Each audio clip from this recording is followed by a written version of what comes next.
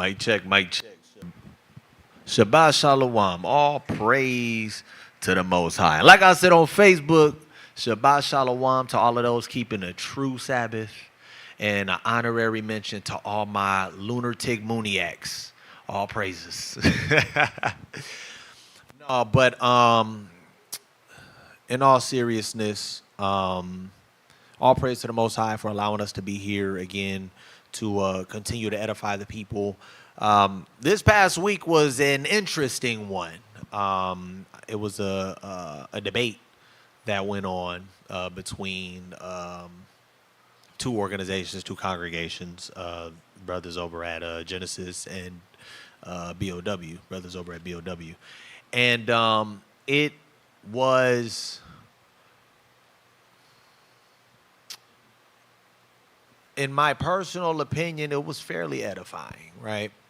I do feel like there were points of misinformation, to a degree, even points of egos getting in the way. But there were some really good questions posed. There was some good information that came out. And for me, for an individual that actually does enjoy to learn more for the sake of sharpening my sword, I felt it to be pretty beneficial and pretty fruitful, right? Now, that's not to say it's for everyone, because I'm gonna be honest, it's two things that it did. It showed the worst in a lot of these people. That's number one. And number two, it bred some confusion, some further confusion, right? But what I strive to do tonight is be very objective in reviewing key points in this debate.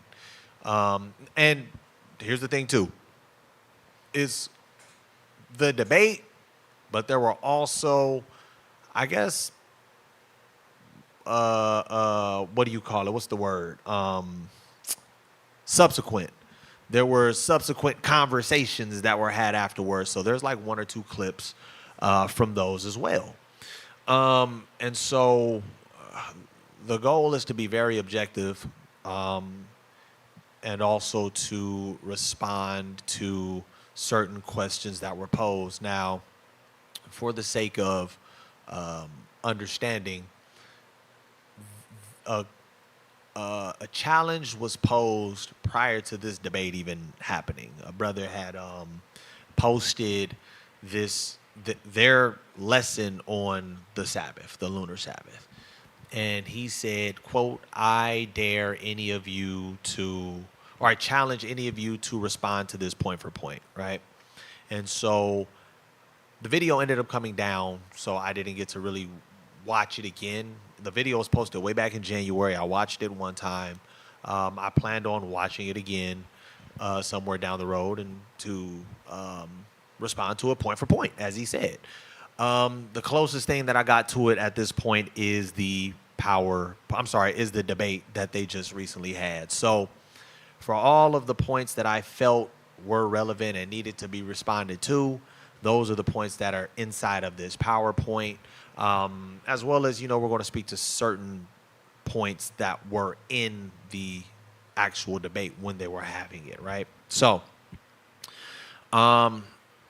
if we can, let's switch over to the PowerPoint. So,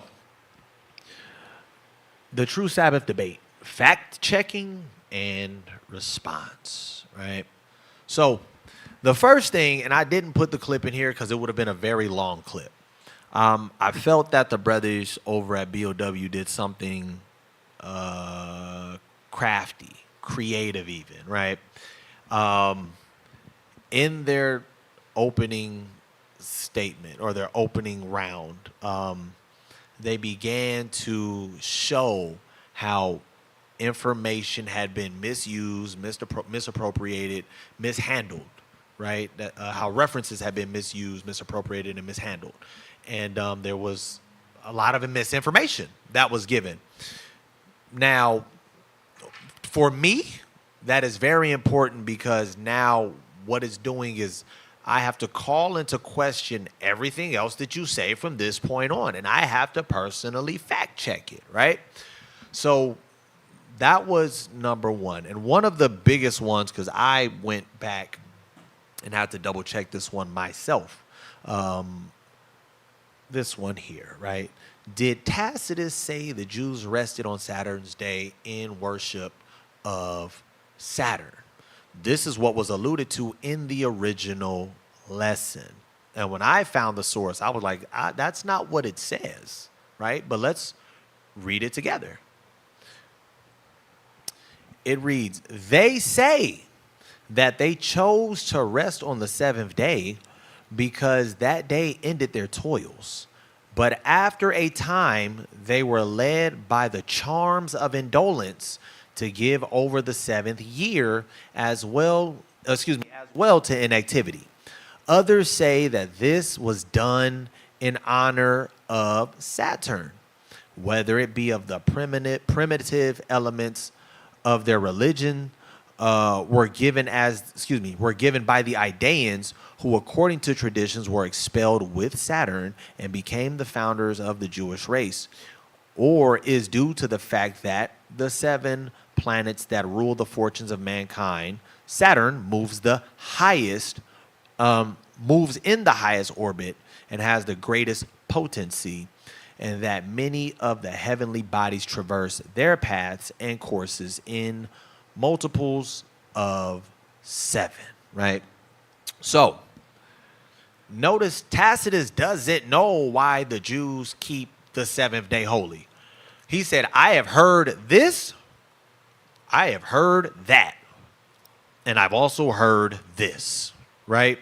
So he doesn't have a clue. And as a matter of fact, he's not even correct in what he was saying, because he said they say that they first chose to rest on the seventh day because that day ended their toils, but after a time they were led by the charms of indolence to give over the seventh year as well to inactivities. We were not led by charms of indolence to do anything.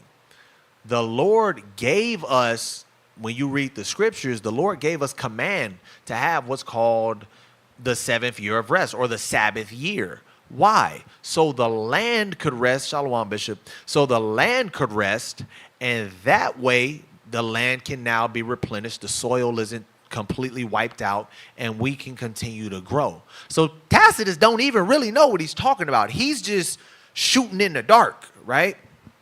And the brothers over at BOW brought that out, because the brothers over at Genesis were expressing, well, Tacitus said the Jews kept it this way because they worship Saturn. That's just not true. Now, I know before I get stoned and before I get crucified, I know that you can't just look up AI. That's not true scholarship. I've been seeing that all week. So brothers, don't crucify me, right? I already had this understanding, and I dropped this particular passage. I took a screenshot of it, dropped it into ChatGPT to see what it was that they got from it as well. Let's read it. Tacitus, the Roman historian, does not specifically mention Saturn's day in relation to the Sabbath in his surviving works. However, he does provide information in histories and annals about early Christian customs and practices, including references to the Jewish traditions. In these writings, Tacitus notes that the difference between the Roman and Jewish customs, notes the differences between Roman and Jewish customs, but he does not equate Saturn's day to the Sabbath. The Sabbath in the Jews' tradition is observed on the seventh day of the week, which corresponds to Saturday. But Tacitus primarily focused on the Roman calendar and their interpretation of the time and religious observance. And then it goes on to say, if you're looking for actual commentary, you can look into the actual document itself, right? But when you look at what is it called? When you look at the actual document, when you look into what it's actually saying, it literally says, others say, so from what he's heard from other people, they say this is done in honor of Saturn. But what he expresses at first is they say they first chose the rest on the seventh day because the day ended their toils. This was not an absolute by Tacitus. Tacitus did not say the Jews were worshiping or honoring Saturn. That is misinformation. Tacitus didn't know why the Jews were resting on the seventh day. He was like, well, this is what I heard. Some say it's because they chose this day because it ended their toils, which is biblical. Genesis 2. Exodus 20 speaks on it. So to blatantly, let me make sure that I express this properly. So to definitively place that point out there when there is no proof, and when you actually read this document, you see that that's not what it's saying, is a dangerous thing, and you're mishandling information, right? And so I wanted to touch on that one first because of how strong a stance that I felt it posed when it was placed in the lesson. There were, I think, 2 or 3 other ones the brothers over at BOW actually expounded on to show there are situations where brothers are mishandling the information and giving misinformation. So that's not just with them. Go back and fact check everything that anyone gives you. What is it? Go to Timothy.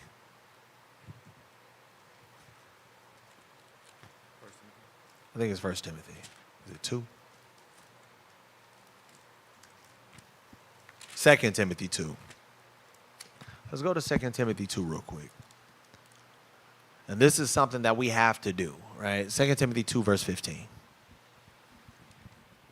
It's the book of 2 Timothy, chapter 2, and verse 15. Study to show thyself approved. Study to show yourself. You have to do some studying. Don't just watch this video and say, that's gospel. Don't just watch this video and say, yeah, clear as day. That's correct, clear as day. You need to go back. You need to fact check. You need to go back and you need to look at these sources yourself. Study to show yourself approved. Read. Approved unto God, a workman that needeth not to be ashamed. Rightly dividing the word of truth. Rightly dividing the word of truth. It is your job to go back and do your due diligence to ensure that nobody just hits you with the okie doke. There was a couple of times in here, if you ain't as sharp in the scripts, when brothers are as confident as they are with giving information, they say it so convincingly. And if you don't know the Bible, you be like, clearly that's what it's saying. But it's like, nah, it's not. And I've seen it happen many a times. All you got to do, you poke your chest out, you put some bass in your voice when you say it, and you sound sure, and you can sway some people. Now, I'm not saying this is all that was done the whole debate. That's not what I'm saying. But what I'm saying is this happens. It is your job to go back and research the information for yourself. So the first round I thought was pretty creative. Let's put the credibility into doubt, and then we get into the information, right? And I'm saying that to say, all brothers, when you're looking for information, be objective. And if you're going to look for information to support your side, look for information to support the other side. Look for information that may go against your side and see what you come up with. See what is the strongest. See what the sources are, and then begin to compare the two. That's true scholarship. You can't just look to one side and say, see, look, all of this, right? And that was the one thing that I wanted to make sure I myself, in putting my 2 cents, for lack of better words, into this situation, that's what I wanted to make sure that I personally did, right? Do my best to remain objective, right? Go to, let's go back to the PowerPoint. We're going to go to the next slide.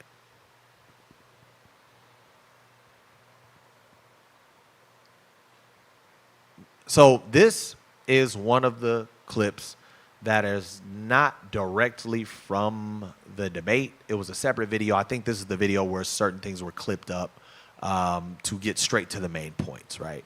Go ahead and play that. This next source, I've been waiting a decade for someone to respond to this piece of archaeology here. This cannot be changed. It has Saturday as the first day of the week. No one has yet to respond, and our brother couldn't either. And there's more where that came from. So, this is a stick calendar from 79 to 81 before Frontinus wrote his piece. It has Saturday as the first day of the week. Do you guys know why this piece of archaeology says Saturday was the first day of the week? Yes or no? So, this was a question that was posed, and I vividly remember, this is not the first time this brother has brought this information out. This is not the first time that he's posed this question.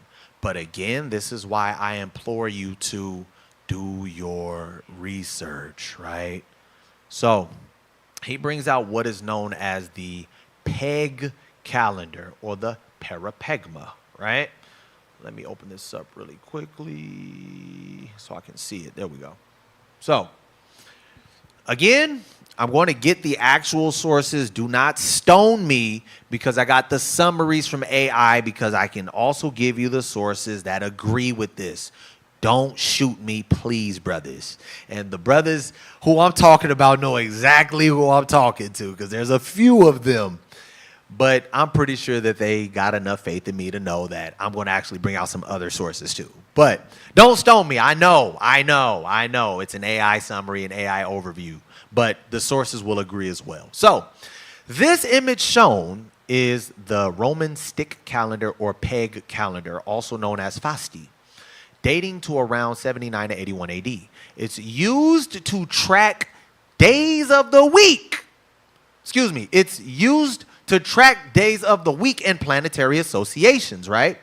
The claim in the image that Saturday, Saturn's day, was the first day of the week reflects, here's the important part, because people will read that first part and say, see, it's the days of the week. This is the important part. Reflects Roman planetary week order. Romans named the days after celestial bodies: Saturn, Sun, Moon, Mars, Mercury, Jupiter, and Venus. However, this does not necessarily mean Saturday was considered the, quote, first day of the week. In the same way, modern cultures view the week's structure. It reflects planetary ordering, not necessarily the social or religious week start norms. For example, the Jews' week begins with Sunday and the Sabbath is the seventh day. So this calendar shows Saturday first due to planetary order traditions, not because of the actual weekly structures. Now, let's get into it. Robert Hanna in Time in Antiquity, These are the quotes from these individuals. The planetary week's order, beginning with Saturn's day, reflects the Chaldean astrological tradition. It was linked to the theory of planetary hours. There is no evidence that this astrological week immediately supplanted the Roman nundinal cycles or was used for civic or civil purposes. This is important to understand. So he does not say the peg calendars represent an actual civic week structure. This all has to do with the planetary ordering. So it's in the way that it's set up at the top of the peg calendar is all due to how they were able to view the planets. He emphasizes that he emphasizes the astrological nature of the planetary week, right? Otto Neugebauer, The Exact Science in Antiquity. Foundational study on ancient science and calendars. The sequence of the days named after planets derived from the planetary hour system. This was used for astrology, not for administrative calendars. So when you see people that have their calendars, January, February, whatever, and you have Monday, Tuesday, Wednesday, Thursday, Friday, or Sunday, Monday, Tuesday, Wednesday, Thursday, Friday on these actual calendars that were created, they were not creating this and saying, look, Saturday's the first day of the week. It's the literal first day of the week. No, it's referencing what they call the actual planetary order. Saturn being the furthest and the slowest planet. That was the first one from the outside in. That's what it's referencing, right? Did I go to the? Yeah, I did go to the next one. Okay. Now, here is an abstract from Astronomy, Weather, and Calendars in the Ancient World by Darren Rosario LaHue, right? From the Institute for the History and Philosophy of Science and Technology. I examine a set of texts and instruments called parapegmata, which were used in the classical world for tracking cyclical phenomena, such as stellar phases, weather, hebdomadal cycles, lunar cycles, and more. I argue that these texts are primarily astrological rather than astronomical or calendrical. I trace the possible connection between the parapegmata and the calendrical cycles in Greece, Rome, and Babylon, but I maintain a sharp distinction between the actual calendars and the parapegmata. The parapegmata were not used for chronological purposes, meaning just because it said Saturday on the Saturn was the first god or first deity on the parapegma, that is not saying it was the literal first day of your calendar week. That's what he's saying, right? But rather for regulations of various activities, most prominently agriculture, right? So, we also have Franz Cumont, James Evans. The planetary week arises from the Chaldean astrology, spread gradually through the Roman Empire. Its association with civil timekeeping appears later. So later down the road is when they actually started saying, okay, yes, Saturday is this particular day. Sunday is this particular day. But what we see is the parapegma where the brother is bringing out, yeah, it's first on the calendar. Yeah, but it has nothing to do with the actual civic week. All the scholars agree on this. James Evans, The History of Practice of Ancient Astronomy. The days of the week named for the planets are not attested to the official calendars until later. Their use was confined to astrologers and some mystery cults.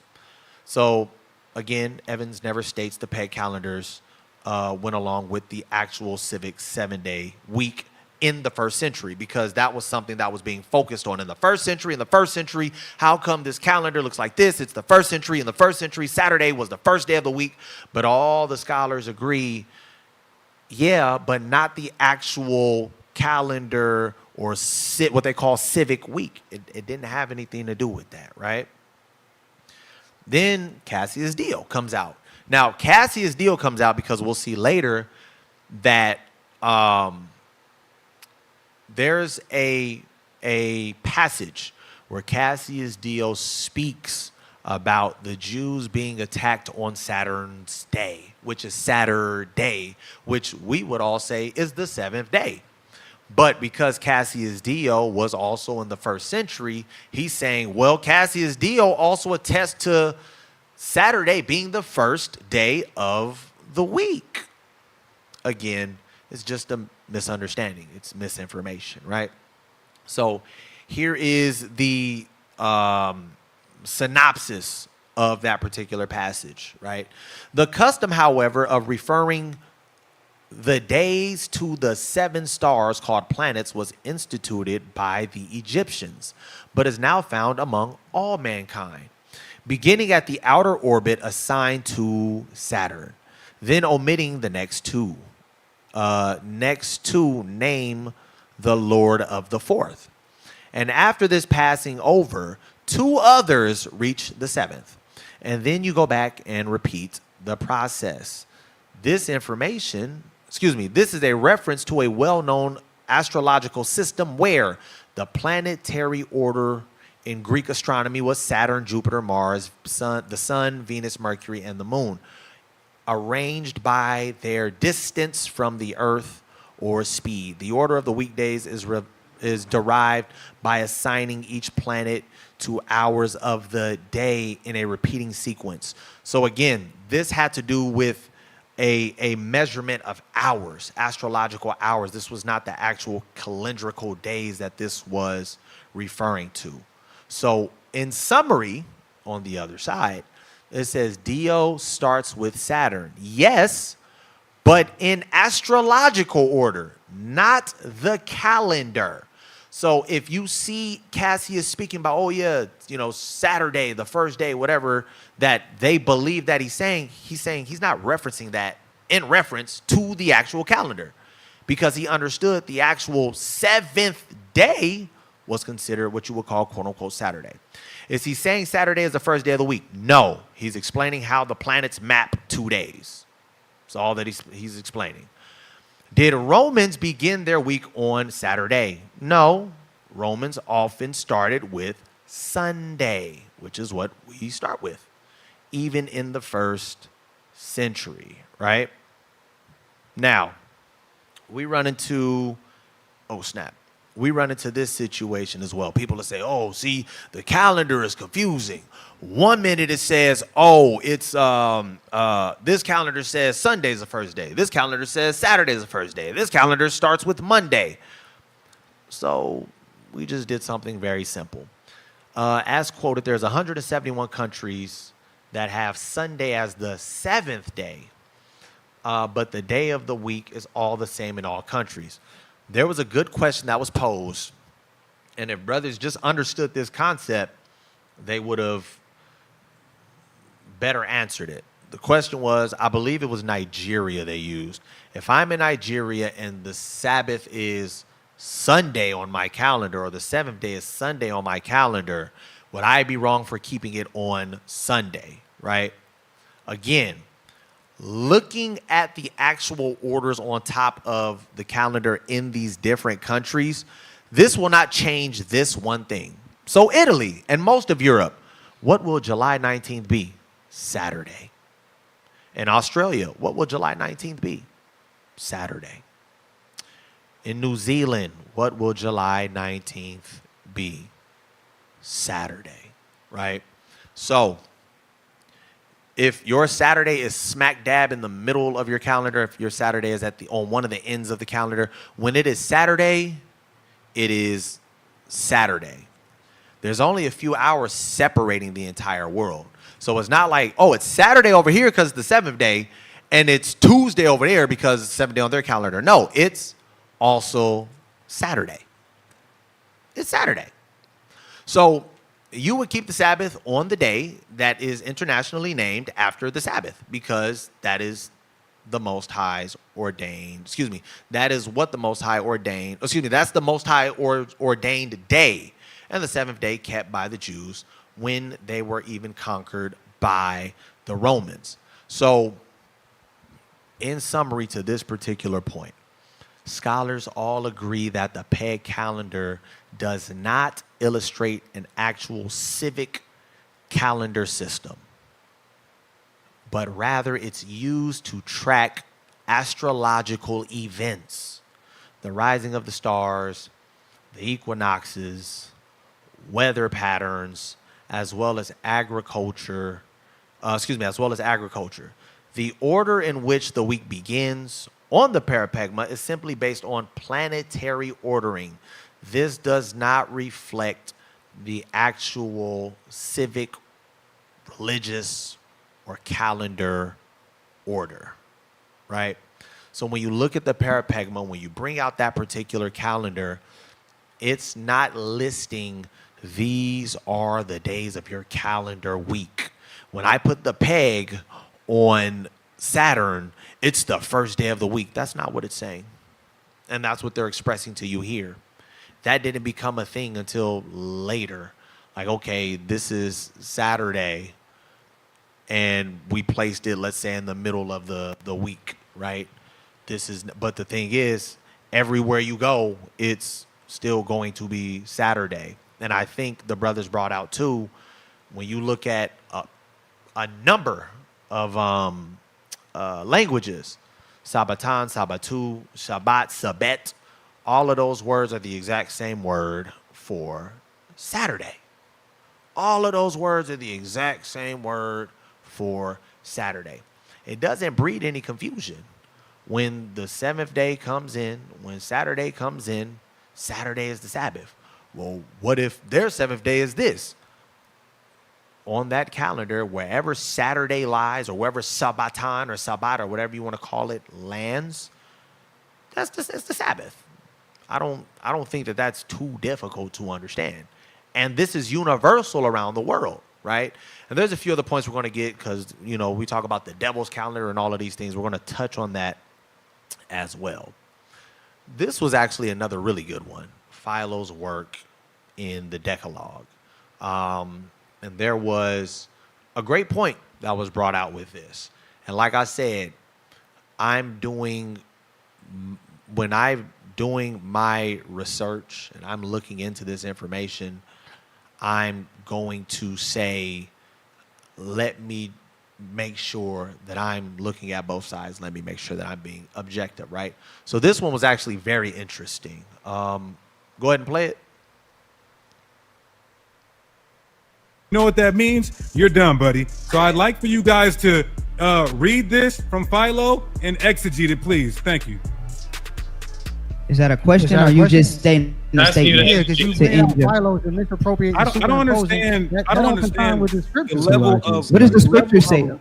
The level of listening comprehension is crazy here. My question is, in the Decalogue, it's pulled up right here. Read the screen and exegete it, please, and show how your Feast of Tabernacles does not start on the seventh day, meaning the Sabbath, please. Let's get the scripture. When does tabernacle start in the scriptures? Get the scriptures real quick. Pull the scripture out. We follow the Bible. We don't follow Philo, and we don't misrepresentate. So, hold on real quick.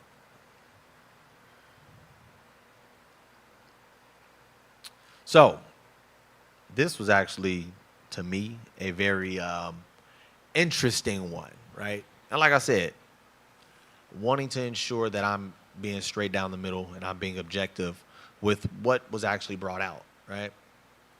Here's the thing. I have two theories, and here's why. I won't say nobody. None of the research that I've done, the scholars have really sat there to analyze that particular point that Philo brought out, right? A few of them spoke to his writing style and how he did certain things and likely what it possibly could mean, but there's no extant research on exactly this particular point. And unless you sit there and you're able to speak to Philo, it would just be assertion. So I want to posit my two theories on this. Theory number one. Philo is saying exactly that. What he said is what he meant. The Feast of Tabernacles is the seventh day of the week. Now, Philo lived in Alexandria. Philo Judaeus, also known as Philo of Alexandria, right? He was in Egypt. The manner in which they kept the Sabbath is very likely different from Jerusalem. This was actually something that was posed by the brothers in the debate. There were a number of sects, and the way that people were keeping the Sabbath were different depending on where they were and what they came up under, right? The manner in which they kept the Sabbath is very likely different from Jerusalem and different from the Qumran sects, etc. The manner in which the Sabbath was followed was not a monolith. However, this simply indicates what we see today. What do I mean? Some brothers keeping Saturday. Some brothers going by the lunar Sabbath, right? Some ancient Jews kept a lunar Sabbath, and some kept a Sabbath fixed on a calendar. This is nothing new, right? So my first theory is Philo meant what he said and said what he meant. It was the seventh day of the week, or the lunar week. It's possible that that's what he meant. Now, theory number two. possible that this could be referred to as what they call stylistic phrasing, right?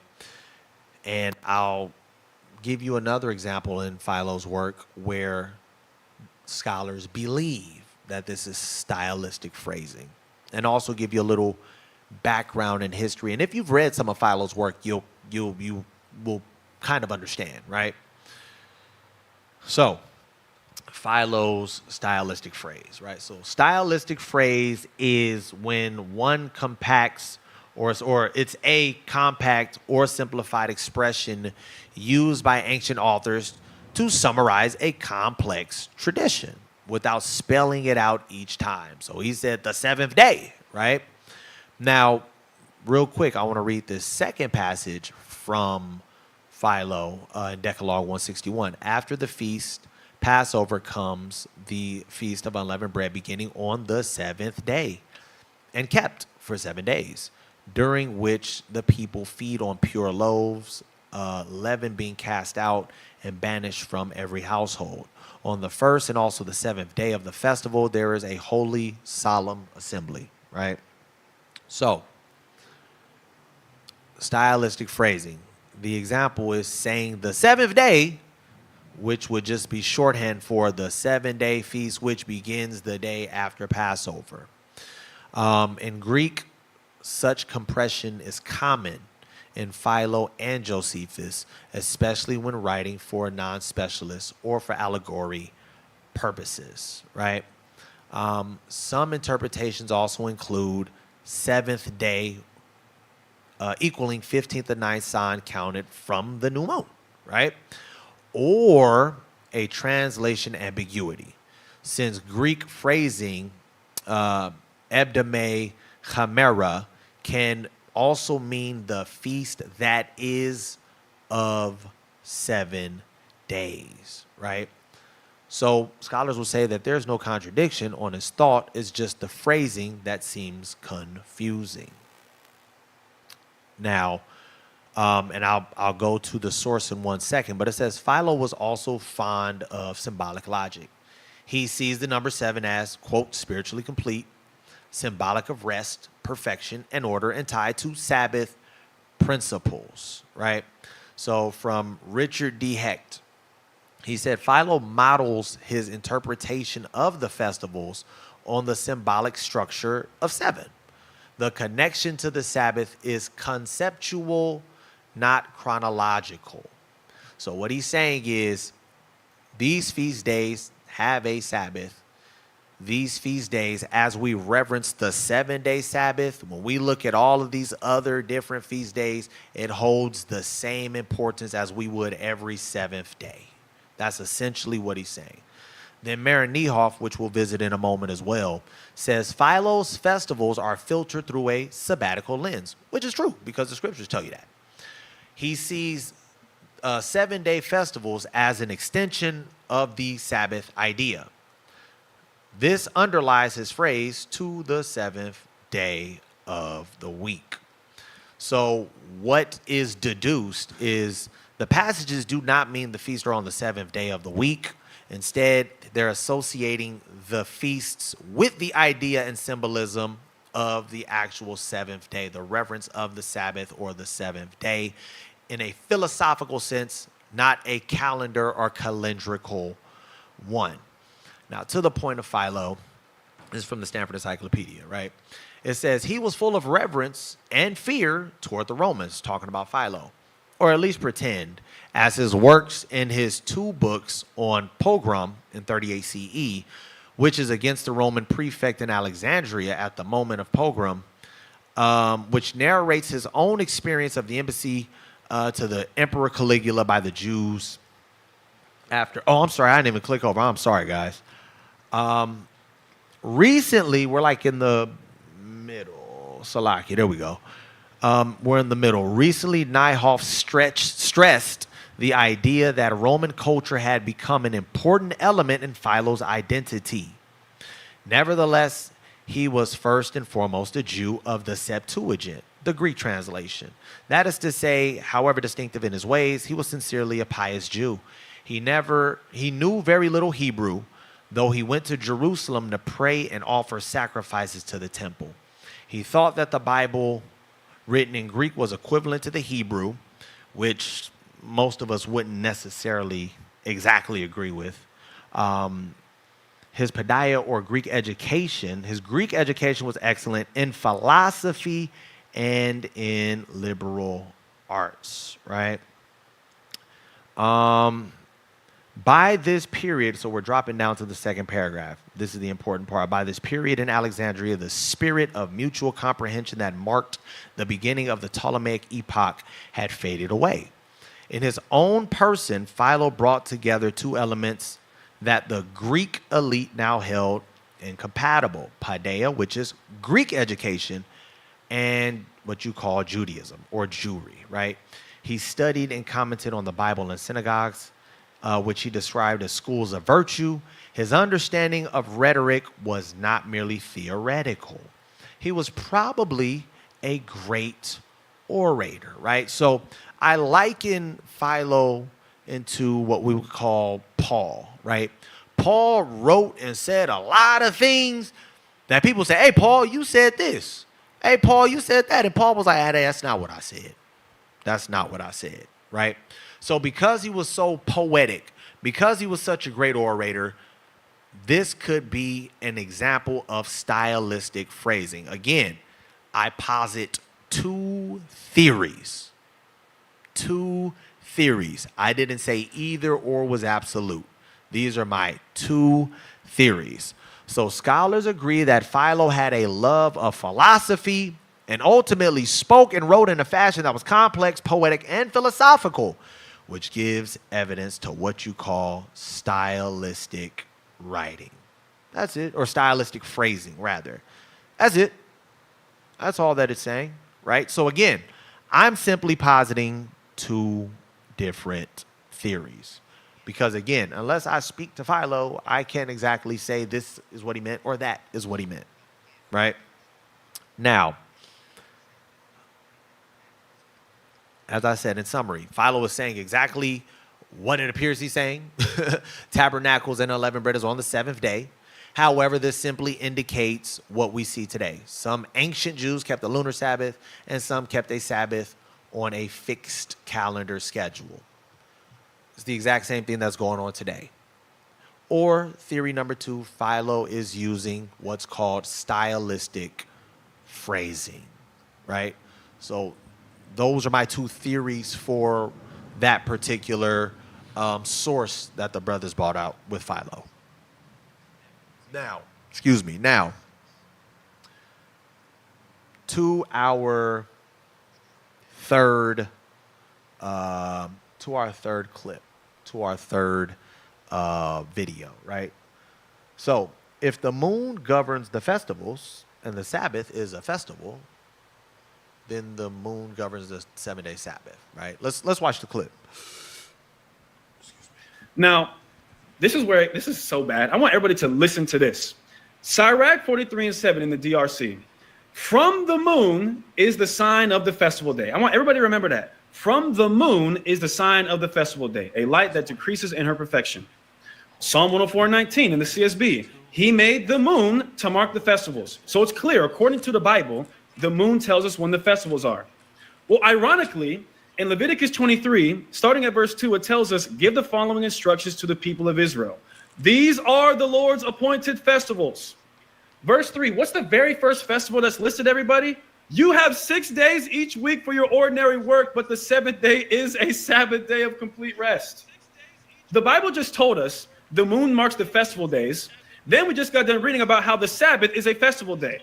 That means the moon marks the Sabbath. We really could end this right now and just teach our brothers how to count and how to read the Bible. But for edification's sake, we'll continue on.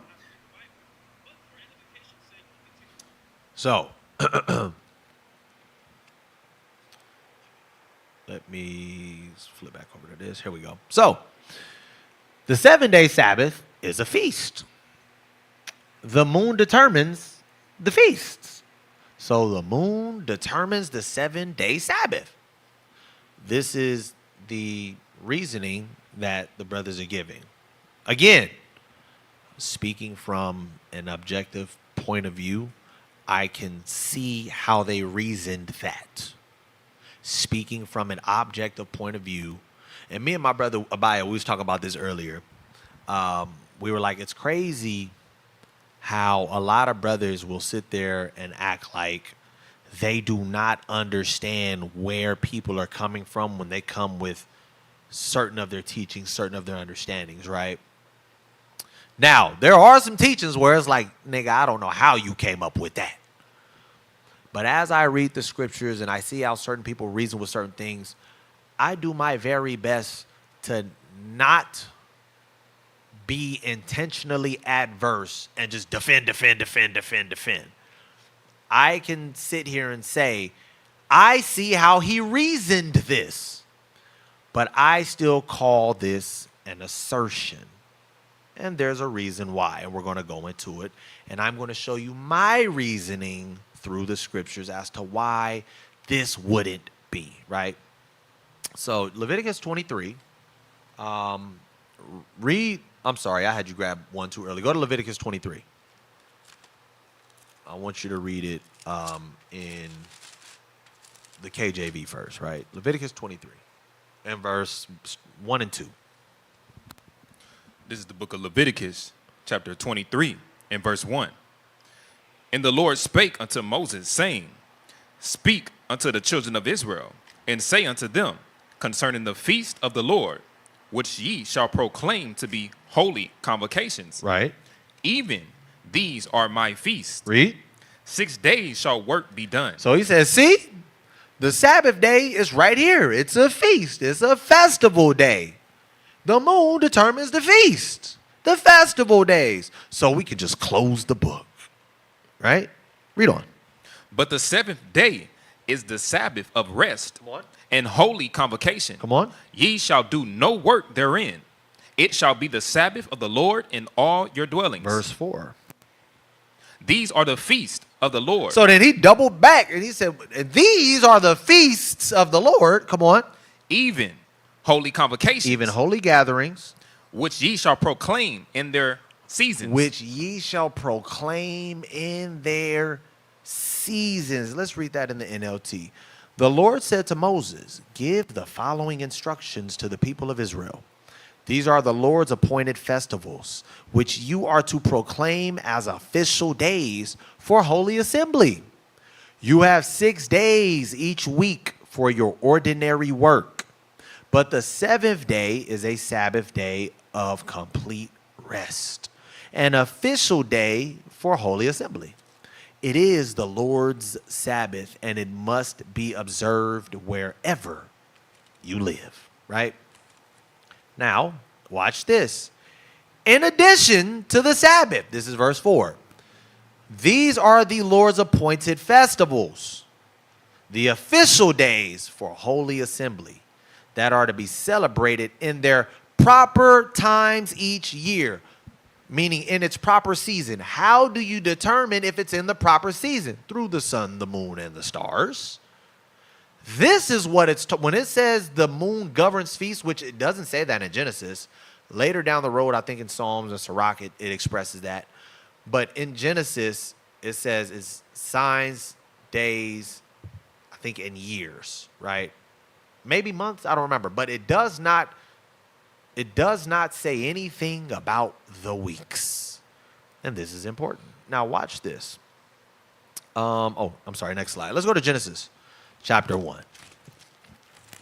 I know oftentimes people are not fond of Genesis 1 when we're talking about this subject, but it still needs to be touched. Genesis 1, read verse 14. It's the book of Genesis, chapter 1, in verse 14.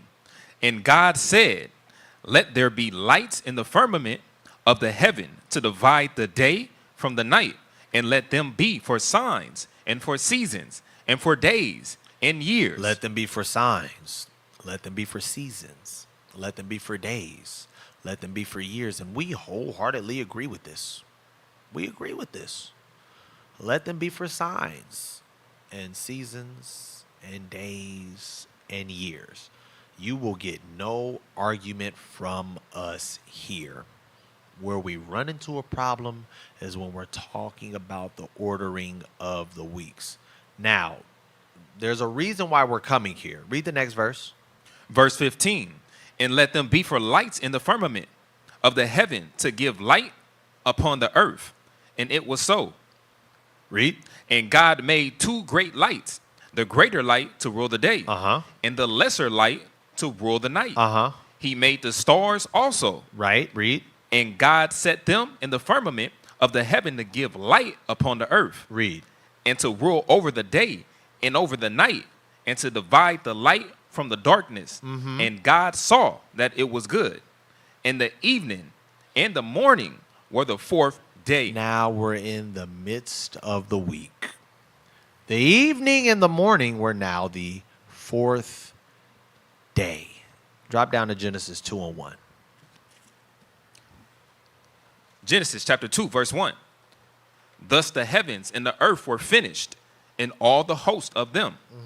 And on the seventh day, God ended his work which he had made. Right. And he rested on the seventh day from all his work which he had made. Now, it wasn't 7 literal days. I don't disagree with that. I don't. I don't disagree with that. It said God made these lights and these instruments in heaven on the fourth day.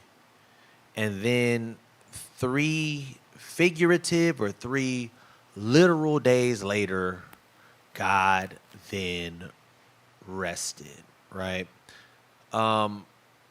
Second Esdras, chapter 6, and verse 45. Don't worry about it, Doc. It's right here. Upon the fourth day, thou commandest that the sun should shine, and the moon give her light, and the stars be in order, right? So, we see what these lights are that the scriptures are referring to. It's the sun, the moon, and the stars, right? Go to Exodus 20. So we see the sun and the moon and the stars are created, on figurative day 4, right? And then we see 3 figurative days later, 3,000 years, as some people call it.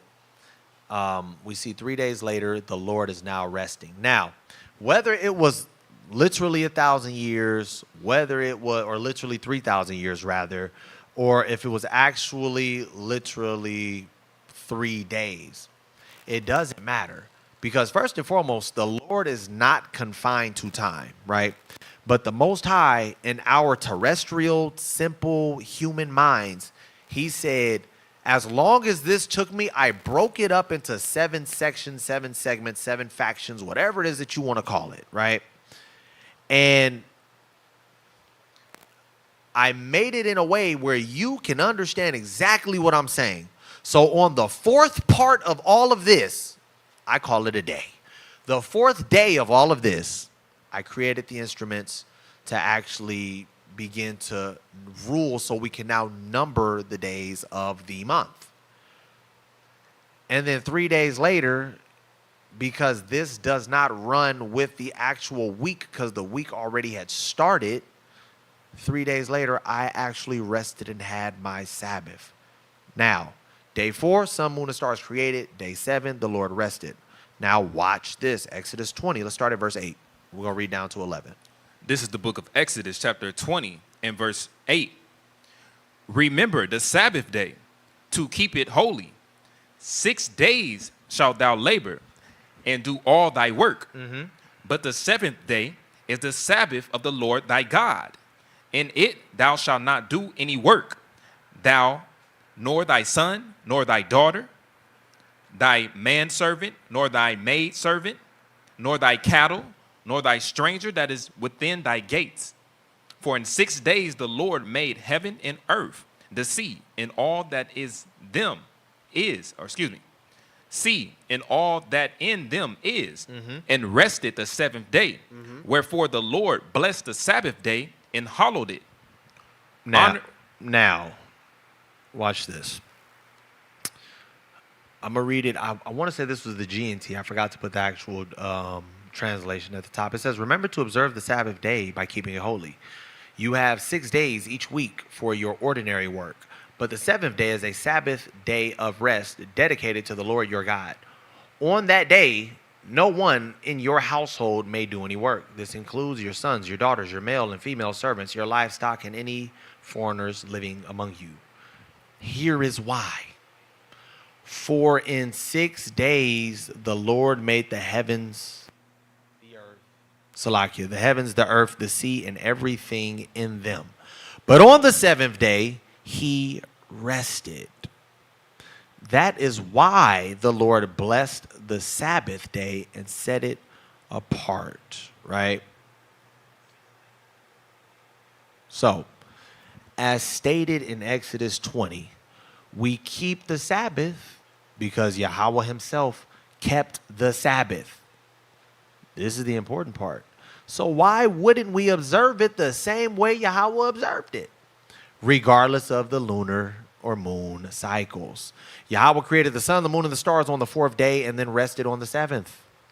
Whether the days of creation are understood literally or figuratively, Yahweh chose to present the process in a way that we could comprehend, dividing it into 7 parts, 7 segments, 7 days. In the middle of this sequence, he created the celestial bodies. And only 3 days later, he rested. Clearly, those instruments did not determine or define the weekly cycle, because we rest because the Lord rests. We do this the same way the Lord did it. We do this because the Lord told us to do it. And it's in remembrance of the first Sabbath. And the first Sabbath was irrespective of the sun, the moon, and of the moon, right? So, in summary, and I did all of this so we could stay on track, right?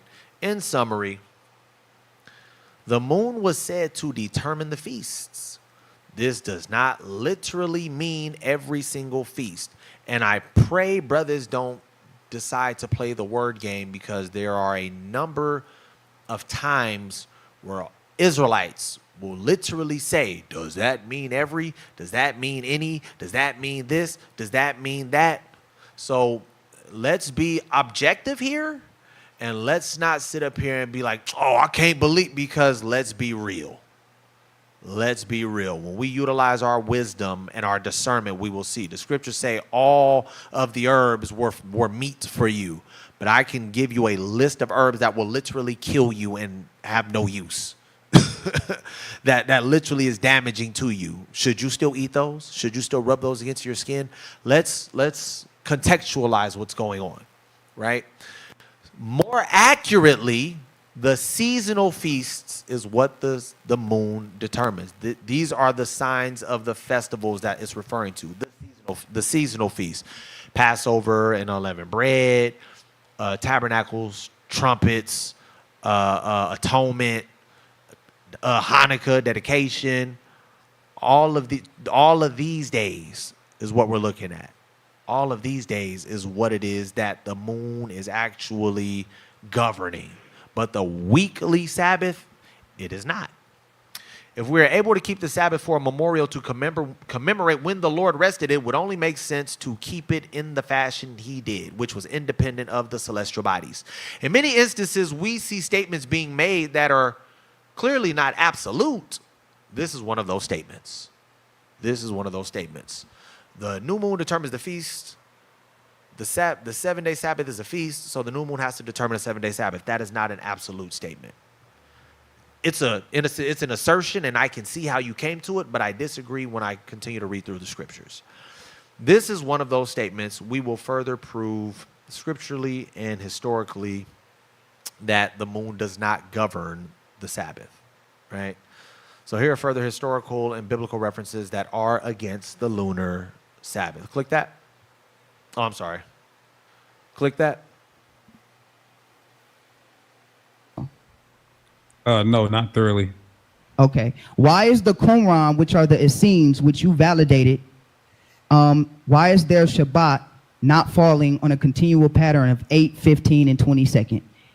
Here we see on the 16th of it, Sabbath. On the 23rd of it, Sabbath. On the 14th of it, Sabbath, and so on and so forth. Why is the Qumran not recognizing your 8, 15, and 22nd? If this is true, and Hassad, I'll let you. We got a minute and a half, but Yeah. if this is true, like I said, I after the class, after the debate, I could thoroughly go into it more to see if this in fact is true or not. But again, I did not introduce this source in this debate, so it's a waste of time. But nevertheless, if this is true, the reason why they have a different calendar than other Israelites or lunar Sabbath keepers is because Israelites in the first century were not monolithic on which calendar they kept. So, this is what I said earlier, right? When we talk about Philo and the Essenes and so on, right? So, it is believed that the Israelites were not monoliths in how they kept the Sabbath. And that's why I said it's possible that Philo was saying exactly what he was saying. However, one of the points that was being made by the brothers early on in this debate, they have no first century proof that the Jews were keeping the Sabbath on Saturn's day. To be fair, and I will be completely fair and transparent and honest. This document does not say Saturn's day, Saturday. It doesn't say that, right? And I will be fair and say that. But you know what it does do? It shows you that the 7-day Sabbath is independent and irrespective of the new moon, right? This is a first century source. The Dead Sea Scrolls discovered in Qumran are generally dated between 299 BC and 99 AD. That is 3rd century BC and 1st century CE.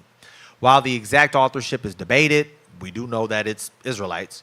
Is debated. Many scholars believe the Essenes, which were a Jewish sect or a Jew sect, I hate that word, a Jew sect, were responsible for writing and preserving these texts. The scrolls were found in the caves near Qumran, which is believed to have been an Essene community. Majority of scholars agree that the Essenes were living in the Qumran. They separated themselves from the mainstream Jews in Judea. The Pharisees, Sadducees, they was not rocking with them. They felt like they were Roman sympathizers. The Essenes wanted to go out and do their own thing. Now, while some of their beliefs and customs were a little extreme, one would call it, when you look through the things that they did, they looked to themselves to be very pious, meaning they really strove to worship the Lord, right?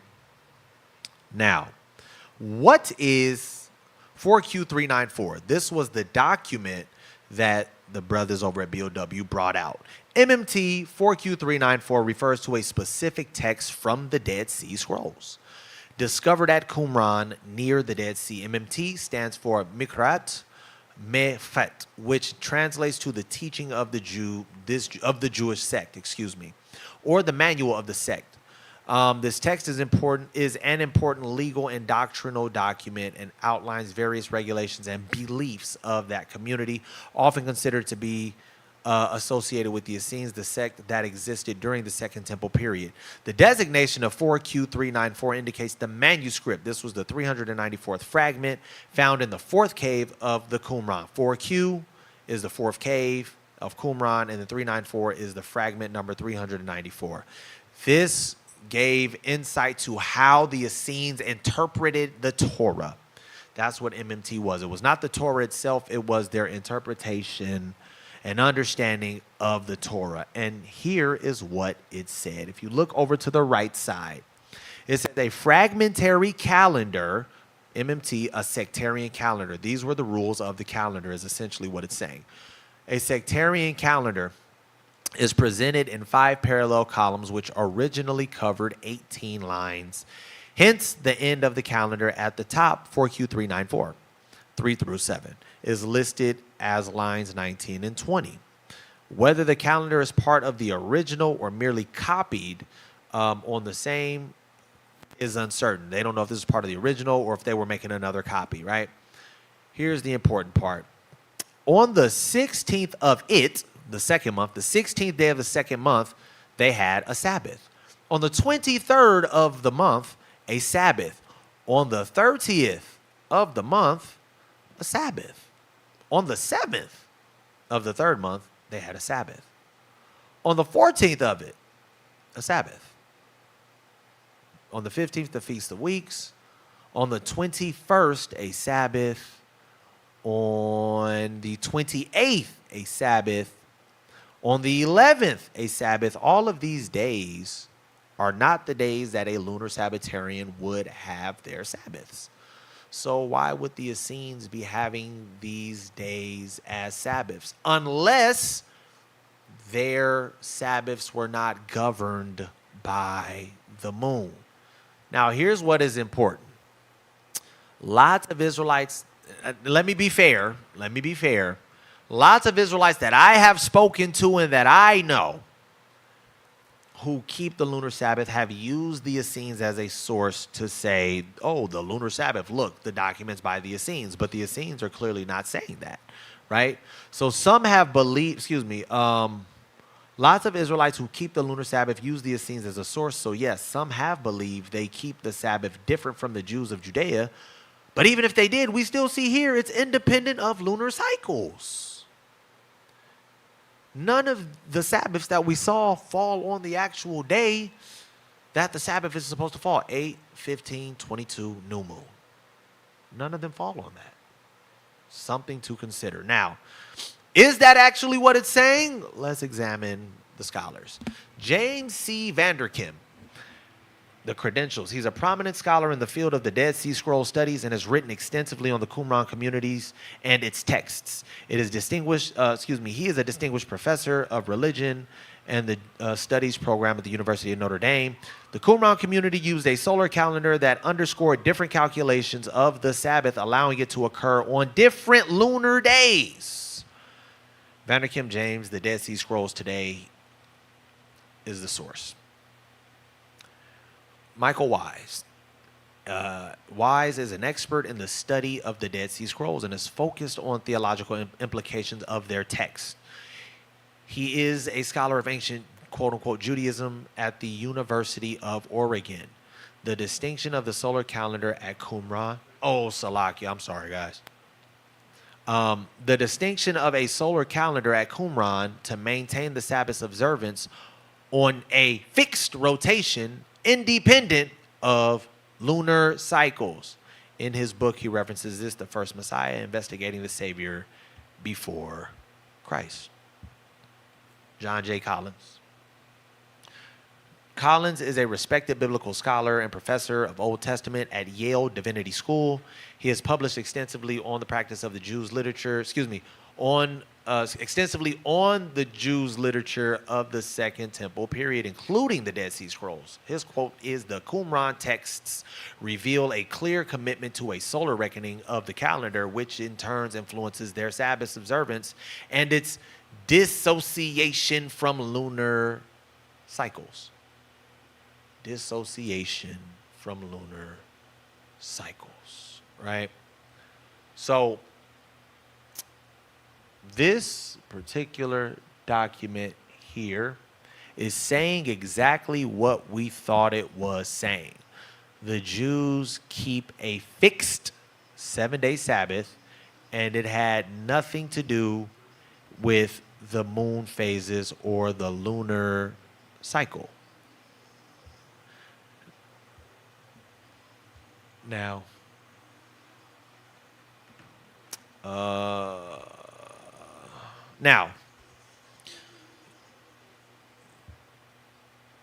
Frontinus, Sextus Julius Frontinus, his lifespan was first century to early second century, right?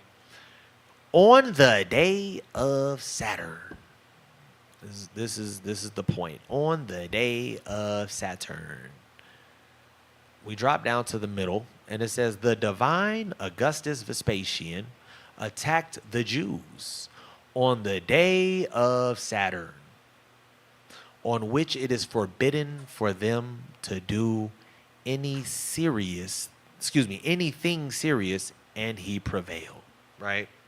So, we see here, Frontinus, who was in the first century. Now, they'll say, oh, he's an Edomite, he's not an Israelite, he's not a Roman, he's a Roman, so on and so forth. But the fact of the matter is, Roman or not, because brothers use Tacitus to try to disprove. So like we can't pick and choose when we're going to use articles and documents. Can't do that. But Roman or not, he didn't have a stake in this. He wasn't like, oh, you know, we got to make sure that, you know, we word it this way because some people keep the lunar set. Like his thought process wasn't that. He was just literally historically documenting what was going on. On the day of Saturn, the Jews got attacked. And he knew this. And this is mid to late first century, second century. Now, here's the thing. This is where I do my best to be careful. And that's why when I pull information and sources, I try to be straightforward across the board, right? Because I heard brothers say, Frontinus wasn't even there. He was in Rome in a war. Yes, agreed. But Philo visited Judea, but he was Philo of Alexandria. You can only use people that were there. Philo was in Alexandria majority of the time. He visited Judea occasionally, and then he ended up moving to Rome. So Philo wasn't there either. So let's be fair. You know, I'm just saying let's be fair. That's it. Now, let's talk about 2nd, 3rd, and 4th century proofs. We have what we call here Casius Dio. He is 2nd century, mid to late 2nd century, around early 3rd century, right? And I want to put this out there, right? I understand the whole, this is a primary source, this is a secondary source. I understand that, right? I am not against that argument of, you know, primary versus tertiary or primary versus secondary. But we have to be careful when we want so badly to win an argument or a debate that we don't take into consideration what the source is. Yes, it may be a secondary source, but it's a secondary source that was a scholar that had access to all of the documents to read about what happened in the 1st century by another scholar or one of the higher ups, right? If that's what they have, you can't act like, oh, you know, that holds no weight. That's just not fair. Because the difference between a crackhead on Manchester telling a story that happened down the block while they were living and someone who was reading the documents from an actual journalist that was down there giving an objective report. If I read that and I see that, but a smoker tell me the same story and it ain't the same, I'm not going to say, well, because he was living in that time, I'm going to take his word. No. Look at what it is that's being presented. Let's be fair, right? Let's take a step back and be objective in the information that we're searching. Because some people argue, well, this is 2nd century. This is not 1st century. This is not primary. You're right. No one's fighting you on that. However, it doesn't take away from the fact that it could still be accurate. I wasn't living in 1900 flat. I wasn't living in 1800, 1850s. I wasn't living in the 1700s. I wasn't living 500 years ago, 600 years ago. But I can find the documents. I can read the history. I can read the information and know what was going on and what happened back then. None of us was living in the ancient biblical times, but we can teach the hell out of it. So we got to be fair, right?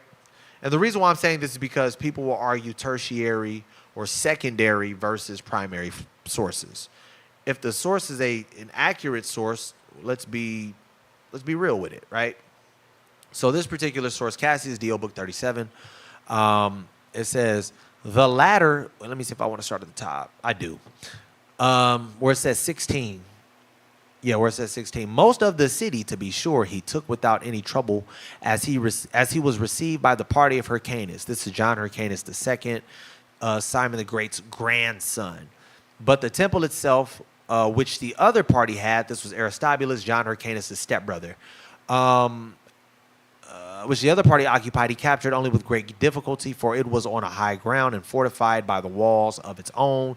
And if they had continued defending it on all days alike, he could not have gotten possession of it. So the Romans wouldn't have been able to get possession of it if the Jews were fighting for 7 straight days the exact same way, right? As it was, they made an excavation of what are called the days of Saturn.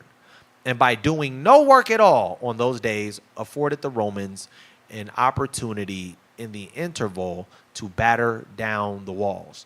So Casius Dio is referring to an ancient story. And on the day of Saturn, the Jews were not working, and it afforded the Romans the ability to destroy these walls and take them captive. The latter, on learning of this superstitious awe of theirs, made no serious attempts the rest of the time, but on those days when they came around in succession, assaulted most vigorously. Thus the defenders were captured on the day of Saturn without making any defense, and all the wealth was plundered. The kingdom was given to Hyrcanus, and Aristobulus was carried away. They chose to wait until the day of Saturn to begin their vigorous destruction of the walls, because every week they knew, and this went on, I believe if you look it up, this went on for I think 3 months. So if it was just 1 month, you might still have an argument because it was 1 month. If the new moon landed on Saturday, then of course every week would have been, the day of Saturn. But I think this lasted 3 to 5 months. The day of Saturn, that is 4 times, 5 months, that's 20 weeks, 20 Saturdays that they went at it at this wall to tear it down. Then they captured them. The day of Saturn. Saturday, Saturn's day. And then remember, again, when we're talking not about the actual chronological or calendrical days, when we're talking about first century, when you bring up things like the Parapegma, which was not the actual civil calendar, that was just talking about planetary weeks. That ain't talking about the actual calendar weeks, right? That's not talking about what you call the civic calendar, the days in which the average person was doing their deeds. They had an actual calendar that said Saturday, Sunday, Monday, Tuesday, Wednesday, blah, blah, blah, blah, blah. It didn't say that. That's not what it said. The Parapegma does not display that or indicate that, and the scholars agree on that. It had nothing to do with the actual literal chronological week. Now, here is another source which shows you the weeks are independent of the moon, right? The source, this was an article published in the journal Israel Exploration, Journal IEJ, volume 35, number 2 out of 3 in 1985, right? In the small writing at the top, that's where we're going to read, right? It says, another Jewish Aramaic tombstone from Zohar, that's the title, Joseph Nave, the Hebrew University. It says, a Jewish Aramaic epitaph on a sandstone slab recently found in Zohar is the 4th tombstone of its kind from that village on the southern shore of the Dead Sea. This is a welcome addition not only to the 3 formerly found in 1925 and 1944, but also to the very scanty number of dated inscriptions and manuscripts written in Hebrew, the Jewish script, after 135 and before the 10th century. So this was modern block Hebrew is what it's saying. The deceased, whose name is not clear enough, they died on the Sabbath, the 25th of Tevet, which was the 4th month, in the first year of the sabbatical cycle, 386 years after the destruction of the temple. So this was around, 70 AD. It's about 440 AD, right? So around 440 AD, again, it's expressed on the Sabbath, but on the 25th. Now, remind you, 8, 15, 22, and the new moon are their Sabbaths. There's no Sabbath for the 25th. There's no Sabbath in the 4th month, aside from the new moon, of course, right?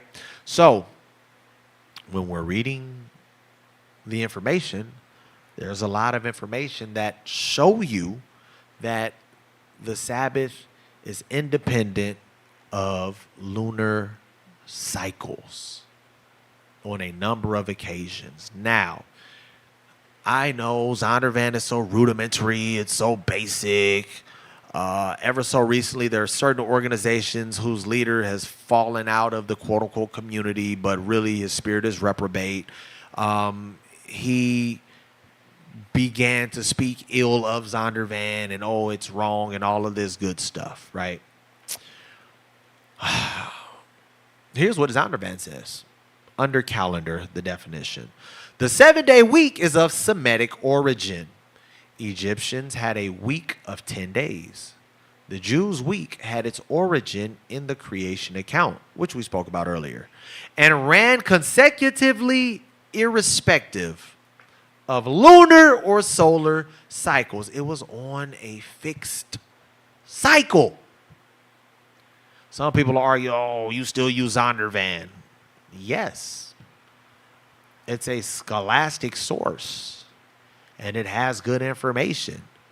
Just like brothers go to Babylon and Timbuktu, just like brothers go to Lost Tribes of Promised Land, just like brothers go to Hebrewisms of West Africa, just like brothers go to all these different documents, and you know, like, okay, this is accurate, and this not so much.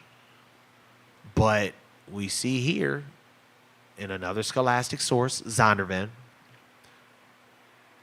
the Sabbath is irrespective of the lunar phases, right? So we have, I want to do this really quick.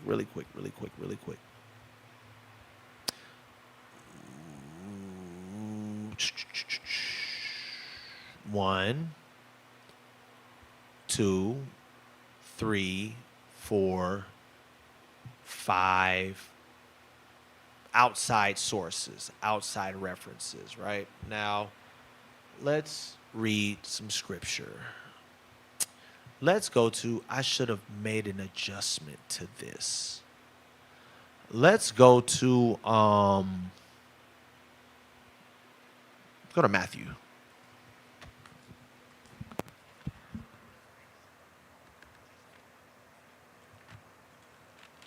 I'll tell you right now. 12. Let's go to Matthew chapter 12. And verse 40. This is the book of Matthew, chapter 12, and verse 40. For as Jonas was 3 days and 3 nights in the whale's belly, Talking about Jonah, read. so shall the Son of Man be 3 days and 3 nights in the heart of the earth. So shall the Son of Man be 3 days and 3 nights in the belly of the earth, right? We have, and I this was interesting. I had heard this not too long ago, actually, speaking about the 3 days and 3 nights conundrum, right? Or the 3 days and 3 nights controversy. So let's go to the scriptures. Let's go back to let's stay in Matthew. And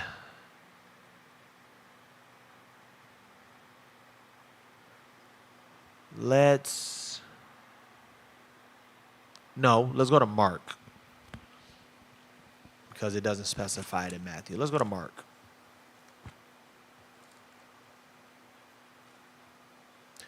(15) and verse 42. So we're actually going to revisit this scripture for 2 different reasons. The first one is the 3 days and 3 nights situation. It's the first one, right? Mark 15 and 42. Read that when you got it. This is the book of Mark, chapter 15. 42. Chapter 15 and verse 42. And now, when the evening was come, because it was the preparation. Because it was the preparation, read. That is the day before the Sabbath. That is the day before the Sabbath. So it's now evening, and it's the day of preparation. That is the day before the Sabbath. We're going to also deal with the whole Passover controversy in a little bit, right? So here's the argument, right? Brothers that say he died on the preparation, and it says he be in the belly of the earth 3 days and 3 nights, right? Let's go back to the PowerPoint, please. This was the point that was brought up when he asked about the 3 days and 3 nights, right? And I'm not going to lie, it was funny. Brothers got upset at the answer that they received as far as, well, we don't believe that's a literal 3 days. And brothers got mad, saying, see, you got to bend and manipulate and da-da-da-da-da, right? Jakes was upset about that. I thought that was funny. But here's the thing. The Hebrew idiom, 3 days and 3 nights, ofen shel shlosh yamin ushlosh lailos. Now, of course, Paleo Hebrew reads differently. I got one good brother that's going to probably slay me for reading it in the modern Hebrew, and I know he can't wait to say something. That's my guy, but I guarantee you he's going to say something about that. Often refers to a period of time that can be interpreted more flexibly than literal interpretation of 72 hours. In biblical and ancient contexts, people often use this expression to signify a period that could include parts of days and nights, rather than an exact count of full days and full nights, right? In many cases, this idiom conveys a sense of completeness or significant period of waiting or anticipation.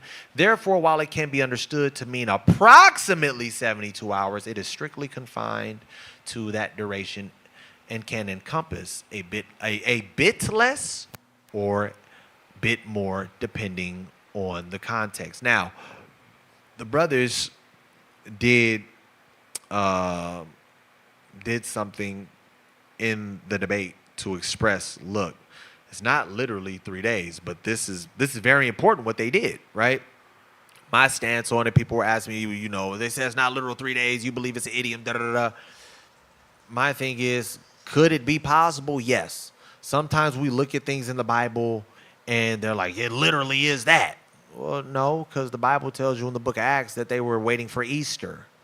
But when you look it up, you find out, oh, that's not what it means. So it's not far-fetched that precept upon precept, and when you look into this information, that it could possibly mean not literally 3 days, but very close to 3 days. It's very possible. And me being unbiased, me being objective in this particular point, I have to say it's plausible. I'm not going to act like it's not, right? Now, let's go to Esther 4 and 16. So to the point that the brothers actually brought out in dealing with and proving the 3 days and 3 nights. I want to get these points really quickly. What did I say? Esther chapter 4. Let's read 16 and 17, and then we're going to drop down.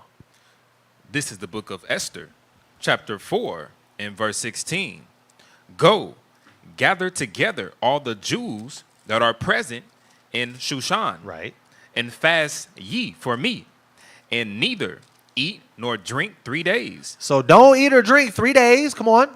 Night or day. 3 days and 3 nights. Do not drink. Don't eat or drink nothing, right? I also, my maidens, will fast likewise. And so will I go in unto the king, which is not according to the law. And if I perish, I perish. And if I perish, I perish. So she said, fast for me 3 days and 3 nights. Chapter 5, verse 1. Chapter 5, verse 1. Now it came to pass on the 3rd day that Esther put her royal apparel and stood in the inner court of the king's house. Now, this was a great point that they made. It said on the 3rd day, but they should have been fasting 3 days and 3 nights. So it should have been the 4th day. So was it literally 3 days and 3 nights? I can see where they got that from. I can see, go to 1 Corinthians 15 and 4. Watch this. I can see where they're saying, yeah, this is a Hebrew idiom. But it doesn't help. But I'm understand. Okay, I see where you got that from, right? So Esther showed it. 1 Corinthians 15. Let's read that, 15 and 4. 1 Corinthians chapter 15 and verse 4. And that he was buried, and that he rose again the third day. Wait, he was supposed to be in the belly of the beast. I mean, the belly of the earth 3 days and 3 nights. He should have rose on the 4th day. Read that again. And that he rose again the third day. Read. According to the scriptures. So maybe this was some poetic writing. Remember we talked about stylistic phrasing earlier? Hebrew idioms are a form of stylistic phrasing. It's very possible that's what happened. We see it here in 1 Corinthians. We saw it in Esther. Let's go to Acts 10. Let's go to the book of Acts, chapter 10. And this is, me personally, this is why, you do your best to examine the scriptures objectively. You do your best to dial back your preconceived notions, look at the scriptures, analyze, and deal with it for what it is, right? What did I say? Acts 10 and 40. Verse 40. Read that. Yes, sir. This is the book of Acts, chapter 10 and verse 40. Him God raised up the third day. And him has God raised the third day. And shewed him openly. And showed him openly. God raised Christ on the third day, but he was supposed to be there 3 days and 3 nights. 3 days and 3 nights. But the third day is when he rose. We were supposed to fast for 3 days and 3 nights. But the third day, Esther went to the king. So, all indicate at least 2 whole days and 2 nights. Never just 1 day or 1 night, nor 2 nights, 1 day, or vice versa, right? So when we talk about 2 days, 3 days and 3 nights, we see proof of it that it's at least 2 days and 2 nights. At least 2 days and 2 nights. That's why I said slightly more, slightly less. Not a day, not a day and a half, not 2 days and 1 night. It's 2 days and 3 nights, or 2 nights and 3 days. It's 2 and 3, approximately 2.5 rounds up to 3 days. That's what it's saying. Now, I have to get up for this.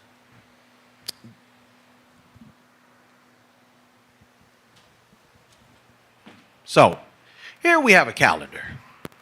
I wanted to try to make this as visual as possible so we can understand what's going on. I have a question, Malachi. Are we able to see this on the look on your phone? You can see that? Okay, all praise to the Most High. So, Christ was buried 3 days, 3 nights. So, Christ would have eaten the Passover here, Passover unleavened bread, the midst of the week. This is a hypothetical calendar, so don't go to your Google calendar. Don't go to your iPhone calendar and be like, nigga, them ain't even the right days. At the top, it says hypothetical calendar. Do not stone me, guys. So, Christ ate the Passover here. This is also where Judas went and betrayed him, pulled up on him. They snatched him up. He didn't get no sleep. He was getting dragged around from chamber to chamber. And then early in the morning, they said, what you want to do? Let's kill him. Let's crucify him. This is now all in this time frame. He gets beat on. He gets abused. He gets spat on. And he gives up the ghost on the 9th hour, i.e. 3 p.m. Right? Now, Joseph buries Christ right here. Because remember, it said it was the evening. It was the evening. And it was also the preparation day. Well, won't you know it? Thursday at sundown, Thursday in the evening would be the preparation day. Ain't that something, right? So Joseph buries Christ here on the preparation day. Guess what? That's 1 night. The next day, that's 1 day. The next night, that's 2 nights. Right? Now, Saturday.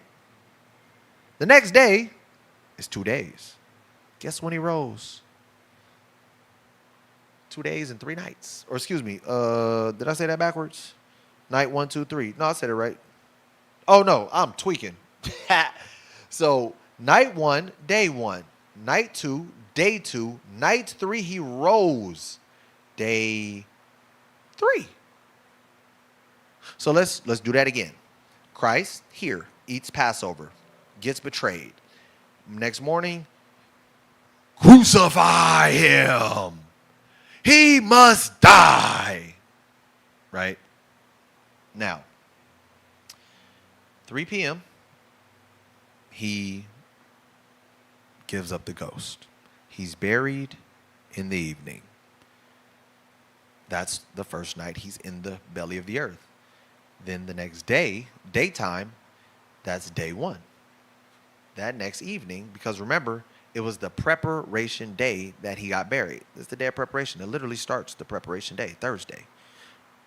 So night 1, day 1, night 2, day 2, night 3, then he rose. Then he rose. Then he rose on the 3rd day, right? We're going to have a separate conversation because people are arguing about whether or not, this Passover and unleavened bread is not the same thing. Well, historically speaking and biblically speaking, I can show you otherwise. And I'll show you in a little bit, right? Now, can I change it here? Because I left my phone up there. Let me see. Okay, cool. Now, if we keep the lunar Sabbath, this is what it would look like.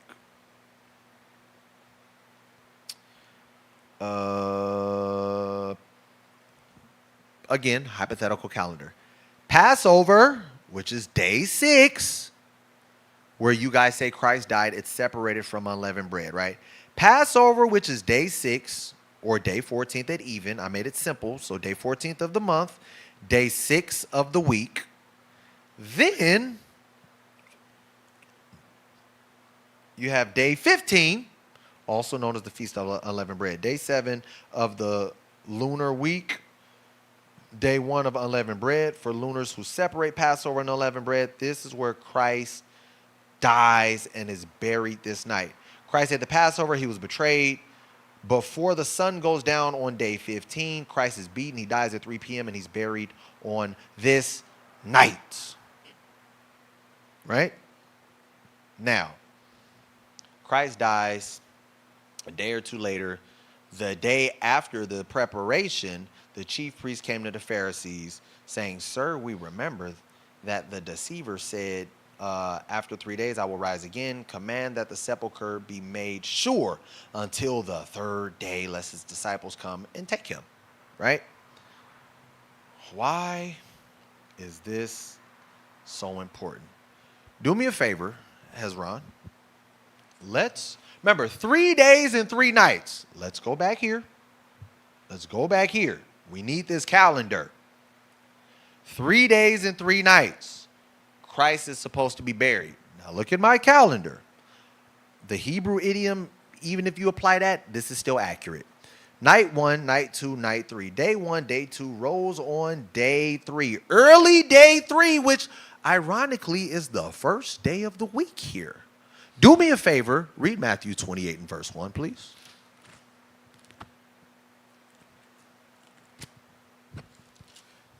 This is the book of Matthew, chapter 28, and verse 1. Come on. In the end of the Sabbath, In the end of the Sabbath, as it began to dawn toward the first day so of the the sun week, is about to rise on the first daytime of the day, came Mary Magdalene and the other Mary to see the sepulchre. the sepulcher, come on. And behold, there was a great earthquake, for the angel of the Lord descended from heaven and came and rolled back the stone from the door. Wait a minute. Hold on. Read the top of that, 28 and 1. In the end of the Sabbath, as it began to dawn toward the first day The first day of the week. of the week. Hold it. Wait a cotton picking minute. Now remember, Christ said he would be in the belly of the beast, the belly of the earth, excuse me, I'm so used to that phrase. the belly of the earth. He said, I will be in the belly of the earth for 3 days and 3 nights. We went through the precepts to show it usually means 2 days and 3 nights, or 2 nights and 3 days, right? They usually rise on the third, or it's expressed that on the third day they're doing something. So 2 days, 2 nights, or excuse me, 3 nights, 2 days, and on the third day is usually when they enact whatever it is that they say they're going to enact. So, scripturally, some interpret this idiom to be 2.5 days or 3 days, but it never only means 1 or 1.5. Why is this important? Christ said 3 days. Let's examine. Matthew 15 said it was the day of preparation. We say Passover and unleavened bread is the same. Christ died at 3 p.m. He waited till the evening to bury him. Notice it's Thursday, night 1. He's burying him that night. Thursday, it said, and it was the day of preparation. Night 1. Day 1. Night 2. Day 2. Night 3, he rose on the third day. And won't you know it? It's also the first day of the week. That's the other part we have to remember. It had to be the first day of the week Christ rose. Now remember, if you follow the lunar Sabbath, Passover and unleavened bread is your 7-day Sabbath. So, let me see if I nope, I didn't. Okay. Now, imagine I split this up in 2. Christ ate the Passover here at even. Let's just pretend the bottom is the even, right? Christ ate the Passover here. Christ gets taken up here. This is the first half of the day. Christ gets taken here and he dies right before the halfway mark, right? Let's just say around 3 p.m. right here, right? In the evening, which is your 7-day Sabbath, brothers and sisters. This is your 7-day Sabbath. Listen, for lunar Sabbatarians, day 15 is also day 7 of your week. How do you go from day 7? Day 7, Christ dies. Day 7 in the evening, because this is your lunar Sabbath, so it has to be day 7. Day 7 in the evening, that is when Christ is buried. Day 7 of your week in the evening. How 3 days later do you get the first day of the week? If that's your 7-day Sabbath. So let me go back here, right? So we can visualize this. All of this out the way, right? Let's just imagine. I'm sorry, guys. Don't be mad at me. Yes, it says Saturday. We're going to use this as your unleavened bread. This is your 7th day of the week, first day of unleavened bread. Christ dies here at the top. He's buried here at the bottom. In the evening, when Joseph of Arimathea got him, purchased the linen, rolled him up, put him in a tomb, buried him. It said he was there for 3 days and 3 nights. But more specifically, it said he rose on the third day. But in Matthew 28, it said he rose on the first day of the week. But this was your 7th day of, I'm going to reiterate it again. The Feast of Unleavened Bread is a lunar Sabbatarian's 7-day Sabbath. That means the first day of the week would be when? The very next day.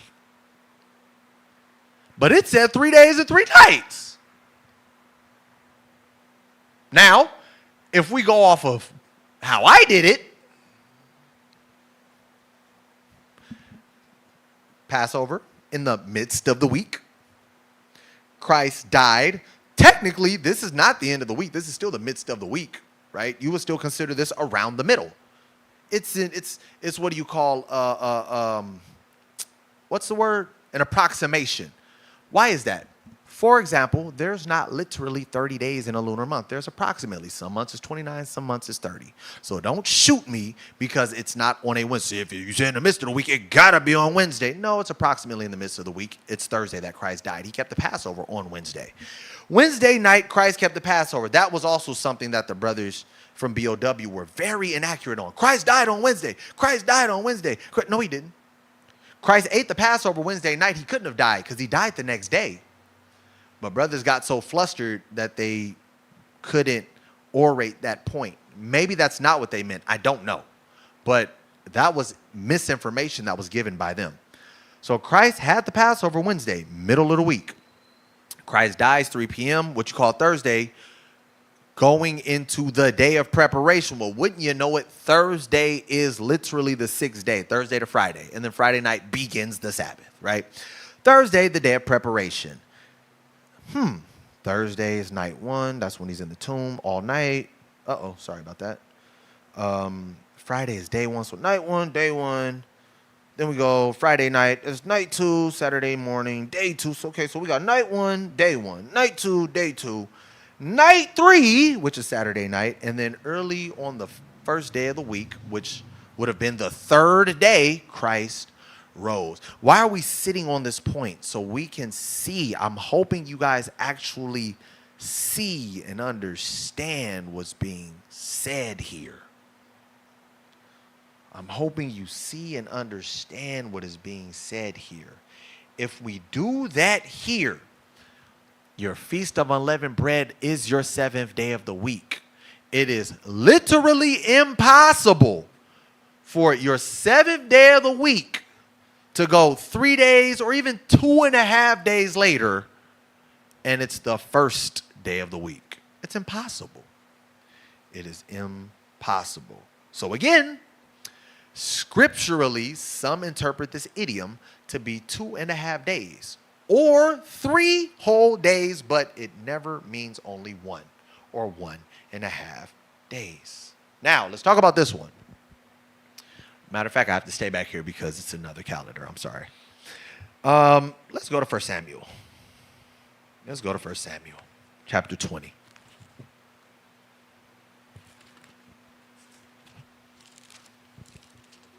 This is the book of 1 Samuel, chapter 20. Let's start at verse. I want to get to the point. Oh, you know what? I need that. Okay. Let's start at 4 and 5. We're going to read verses 4 and 5, and we're going to drop down. 1 Samuel chapter 20, verse 4. 1 Samuel chapter 20, verse 4. Then said Jonathan unto David, whatsoever thy soul desireth, I will even do it for thee. Read.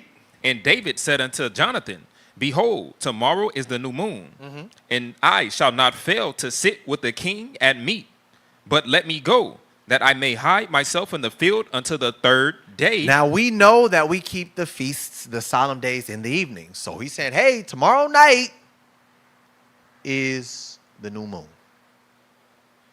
Right? So he said, tomorrow is going to be the new moon. And you know I'm supposed to be there because it's the new moon. We're going to have a feast, so on and so forth, right? Do me a favor, Jonathan. I need you to tell your dad, I'm just going to give you the summary of what happened. I need you to tell your father that I had to go do something so I couldn't make it. He said, all right, cool. This is all on the same day. So now, on this same day, he said, tomorrow's the new moon. That is the day before the new moon, he goes and hides. Listen to what I'm saying. Tomorrow's the new moon, but I'm going to go hide today.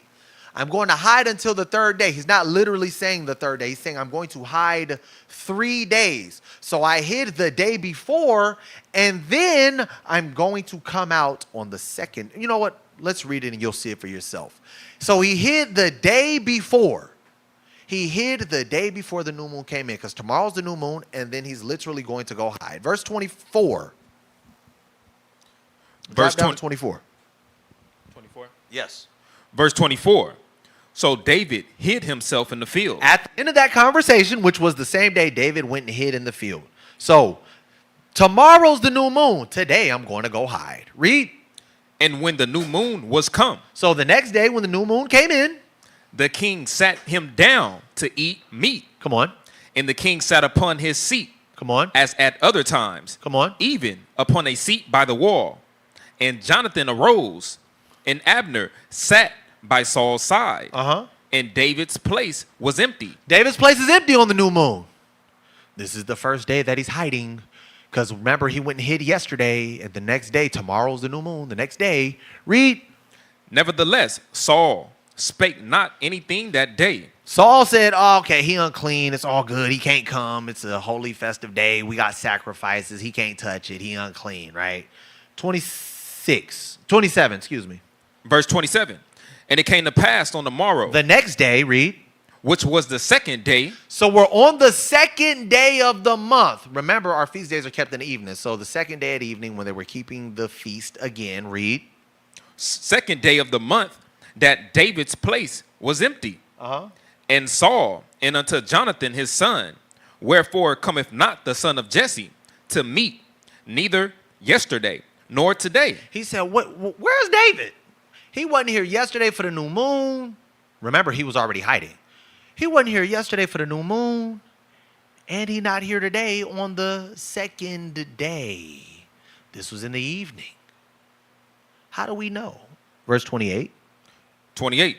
And Jonathan answered Saul, David earnestly asked leave of me to go to Bethlehem. David earnestly asked leave of me to go to Bethlehem. And then there's a whole back and forth. Saul said, you full of doo-doo. Jonathan said, bro, you tripping. Why you trying to kill him? Saul said, shut the hell up, got mad and threw a javelin at him. Jonathan got pissed off. He left. Verse 35. Watch this. 35. And it came to pass in the morning. So this was last night. Now, let's backtrack just a little bit. David says, tomorrow is the new moon, so I'm going to hide tonight. That's day one. David's hiding day one, the day before the new moon. That's his first day. The day before the new moon, it's his first day. New moon comes in that evening. That's day two. That's day two. Then new moon comes in. He's like, damn, David's not here. What's going on? Oh, whatever. He probably unclean. Day three is the day that Saul asked, Jonathan, where's David? Oh, he said he couldn't come because of whatever. Saul tells Jonathan, you're an idiot because he's going to take the throne from you. Jonathan's like, why are you trying to kill him?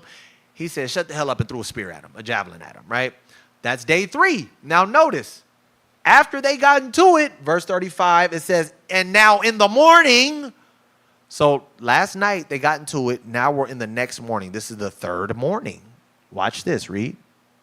35. And it came to pass in the morning that Jonathan went out into the field at the time appointed with David. Uh-huh. And a little lad with him. So this is where they get it confused. See, it was 3 days after the new moon. No, it wasn't. No, it wasn't. He hid the day before the new moon. And he said, I'm going to hide there for 3 days, not till the third day of the month, but till the third day that I've been in hiding, which was the day before. So right now we're on day 2 of the month in the morning. He shoots the arrow, tells the lad, yo, it's too far. Don't worry about it. David knows, dang, it is true. Saul is trying to kill me. So now they cry. They give each other a hug. Same day, after they have this conversation, David bounces. Let's go to 1 Samuel 21. So remember, David hides the day before new moon. Day 1 of new moon or day 1, which is the new moon, comes in. Day 2 comes in shortly after. Well, not shortly, but the next day. And then that morning of the second day, David and Jonathan have a conversation. David leaves. This is 3 days from when he hid, but this is only the second day of the month because David hid the day before the new moon. Remember that. All you got to do is go back and read it. He said, tomorrow's the new moon. I'm going to hide tonight. That's it. Now, 1 Samuel 21 and verse 1. Watch this. First book of Samuel, chapter 21 and verse 1. Come on. Then came David to Nob, to Amalek, the priest, and Amalek. To Ahimelech, the priest, and Ahimelech was afraid, read. And Ahimelech was afraid at the meeting of David, Uh-huh. and said unto him, Why art thou alone, and no man with thee? So Ahimelech was a priest. He said, I know you. What you doing? What's going on? Something ain't right. Read. And David said unto Ahimelech the priest, The king have commanded me a business, and have said unto me, Let no man know anything of the business whereabout I send thee, and what I have commanded thee. And I have appointed my servants to such and such a place. David telling the whole little story. David telling the whole little story, right? He like, look, I got my folks, they back there behind me. Don't tell nobody I'm on the low. So don't tell the king or nothing because I'm on a secret mission. David is out there by himself. Read on. Verse 3. Now therefore, what is under thine hand? He said, what you got in your hands? Read. Give me 5 loaves of bread in my hand. He said, if you got some bread, we need some. Read. Or what there is present. And the priest answered David and said, There is no common bread under my hand. He said, what I have in my hand is not, I can't just give you this bread because this is not regular bread to just give to anybody. Read. But there is hallowed bread. This is holy bread. Read. If the young men have kept themselves at least from woman. He said, now, if you're clean, then we good. But if you're not clean, we not good. Read. And David answered the priest and said unto him, Of a truth, women have been kept from us about these 3 days. It says women have been kept from us about these 3 days. So now, read on. Since I came out. Read. And the vessels of the young man are holy. So what they'll say is, see, it says on the 3rd day, which we proved it was not the 3rd day. It was the 2nd day of the month in the morning where David fled. On the 2nd day, he ran, and it took an additional 3rd day, 3 days, excuse me, for him to actually get where he was going, right? That's what they say. For reference, and I should have placed it in here, brothers were saying Nob is only 5 miles away. No, it's not. Nob is, I believe, 17 miles away from Gibeah, which is where Saul was, right? Approximately 17 miles. 17 miles, the average person walks 2 miles per hour. 17 divided by 2 is about 8.5 hours. You're talking about King David, who was in probably the most premier shape. He was a warrior. Oh, but he was ducking and dodging and hiding. Yeah, but if he's running, trying to get somewhere, I'm pretty sure he probably did stop, duck, and dodge, right? But if I can run 5 miles in 35 minutes, I know King David can, or it actually was 36 and some change. But I know King David, I ran a little less than half of what he would have done. If I did that, let's just, I don't know, 5, 10, 15, what is that? 5, 10, 15, 20. Let's just multiply that by 4. 30 minutes times 4, or 40 minutes times 4 is 4, 8, 12, 16. That's 160 minutes. 160 minutes is 2 hours and 40 minutes. King David in shape. I'm pretty sure he can do that. Ducking and dodging and hiding, he could probably get there in about 6 hours. Oh, but he was walking, he was doing this, he was doing that. These are what we call assertions. What is an assertion? It's when you place your thought or what you believe to be going on into the text. It doesn't say that he was hiding and because people were trying to kill him or whatever. It doesn't say any of that. That he was walking or that he stopped or that. It doesn't say any of that. We just know that Nob is about 17 miles away or 18 miles away from Gibeah, and David ran there. Well, I don't even know if he ran there, but it doesn't say he had a horse or anything else, so we assume he ran or walked there. At slowest, maybe a day. Maybe a day and some change. But 3 whole days, again, it's an assertion, right? But it says, so what they'll say is, David hid 3 days, and then David took 3 days to get there. So David hid from the new moon to the 3rd day of the month. That's not what it says. It says David hid the night before the new moon, which only takes you to the 2nd day of the month when he actually fled. And then it says, we've been clean for these 3 days since we came out. Since we came out what? Some people say came out from hiding. I believe that it's saying when he came out and went into the field to hide. But whichever way, I'm going to show you something. Whichever way it does go, it still doesn't compute to the lunar Sabbath, or how the lunar Sabbath. It doesn't compute to there being showbread that is being changed, because this is indeed the Sabbath showbread being changed. We'll show that in a little bit as well, right? If you keep the lunar Sabbath, even if you add those extra 3 days, you're still not going to get your Sabbath, and I'm going to show you, right?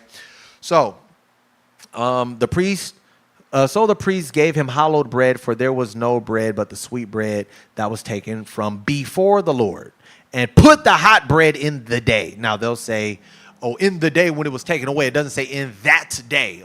That's fine, but in context, in the day that it was taken away, meaning the same day that it was taken away was the day that it was switched out, was the same time that David got the bread. That's all that it's saying, right? So consecrated, something that has been consecrated has been made holy and is able to be used for quote unquote religious ceremonies. Hallowed, meaning holy, highly respected, right?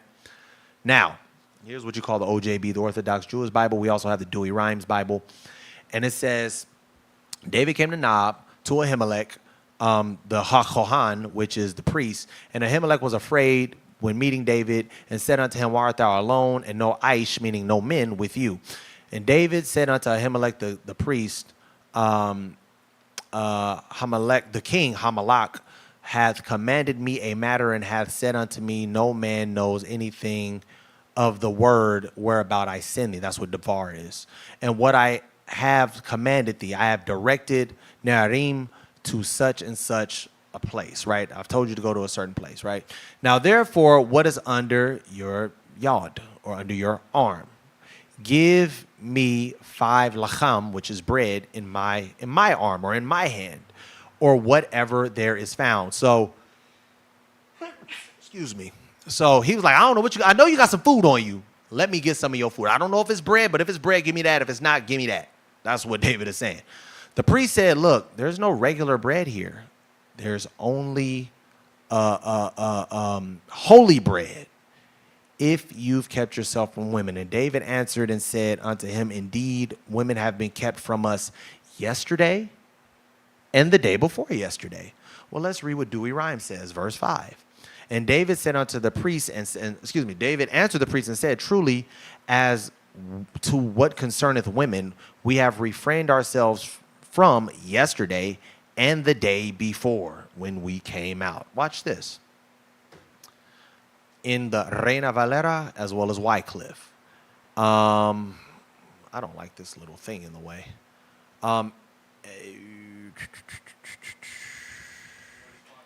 Here it is. And David answered the priest and said to him, if it is asked of women, we have abstained ourselves from yesterday and the third day ago, meaning yesterday and the day before. People say, see, it's 3 days. No, it's actually 2. He said yesterday and the day before yesterday. It's just 2 days, right? Spanish. Y David respondió a sacerdote y le dijo, en verdad, or true, las mujeres han estado lejos de nosotros. They have been away from us.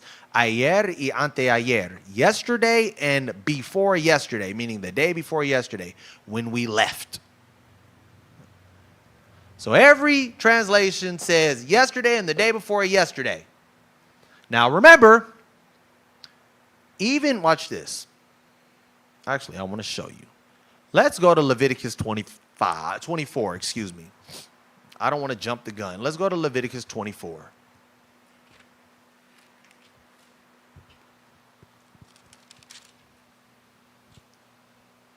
What verse? Let's read 5 and 6. 5 and 6. This is the book of Leviticus, chapter 24, and verse 5. And thou shalt take fine flour, and bake 12 cakes thereof. 2/10 deals shall be in one cake. Mm-hmm. And thou shalt set them in 2 rows, 6 on a row, upon the pure table before the Lord. Mm-hmm.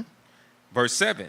And thou shalt put pure frankincense upon each row, that it may be on the bread for a memorial, even an offering made by fire unto the Lord. Read. Every Sabbath he shall set it in order before the Lord continually, being taken from the children of Israel by an everlasting covenant. Read. Verse 9. And it shall be Aaron's and his sons, and they shall eat it in the holy place, Right. So now, read verse, what was that? 8, I believe. Verse 8, every Sabbath he shall set it in order before the Lord continually. Every Sabbath he shall set it in order before the Lord. Every Sabbath that showbread needs to be changed out, right? This is from the, man, Yediah, you're supposed to leave the translation on there. I believe this was the GNT. It's either the GNT or the NLT that I have right here. It says, take 24 pounds of flour and bake 12 loaves of bread. Put the loaves in 2 rows, 6 in each row, on the table covered with pure gold, which is in the Lord's presence. Put some pure incense on each row as a token of a food offering to the Lord to take the place of the bread. Every Sabbath, for all time to come, the bread must be placed in the presence of the Lord. This is Israel's duty forever. Every Sabbath, that bread needs to be changed out. Now, let me show you something. This is in the GNT.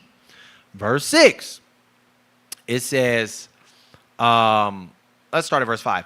Of course they haven't, answered David. My men have always kept themselves ritually pure, even when we go out on an ordinary mission. How much more so even on this special mission? So the priests gave David sacred bread, holy bread, because the only bread he had was the loaves offered to God, which had been removed and replaced by fresh bread. When do they replace and remove it? On the Shabbat. On the Shabbat. So now, let's backtrack because it was a lot that just happened. A whole lot just happened. So remember, David hid the day before the new moon. Jonathan came to David the morning of the second day. After day 2, they had another feast. He got into it with his daddy. The next morning, which is day 2, he goes out, he talks to David. David said, all right, I'm finna bounce. David leaves. He goes about 17 miles south. I think it's south to Nob. He goes 17 miles south to Nob, right? Now, again, I say, but I'm going to show you both. I say, when I read the scriptures, when he went out into hiding in the field, some people say, no, he would have went into the field to hide. Okay, that's fine, but we're going to get both anyway. When he went out to hide in the field, that's where I say it started. So David hides here in the day. Then the new moon comes in here. David's not here. He's unclean. Next day, the evening, they have another feast. Guess what? David's not here. Why is David not here? Well, he said he had to go. Nah, you lying to me. Why are you trying to kill him? What the hell's wrong with you? You're not going to be king. He didn't do nothing wrong. You trying to kill him. Shut up, nigga. And threw a javelin at him. He leaves. And the next morning, Jonathan warns David. And David flees to Nob.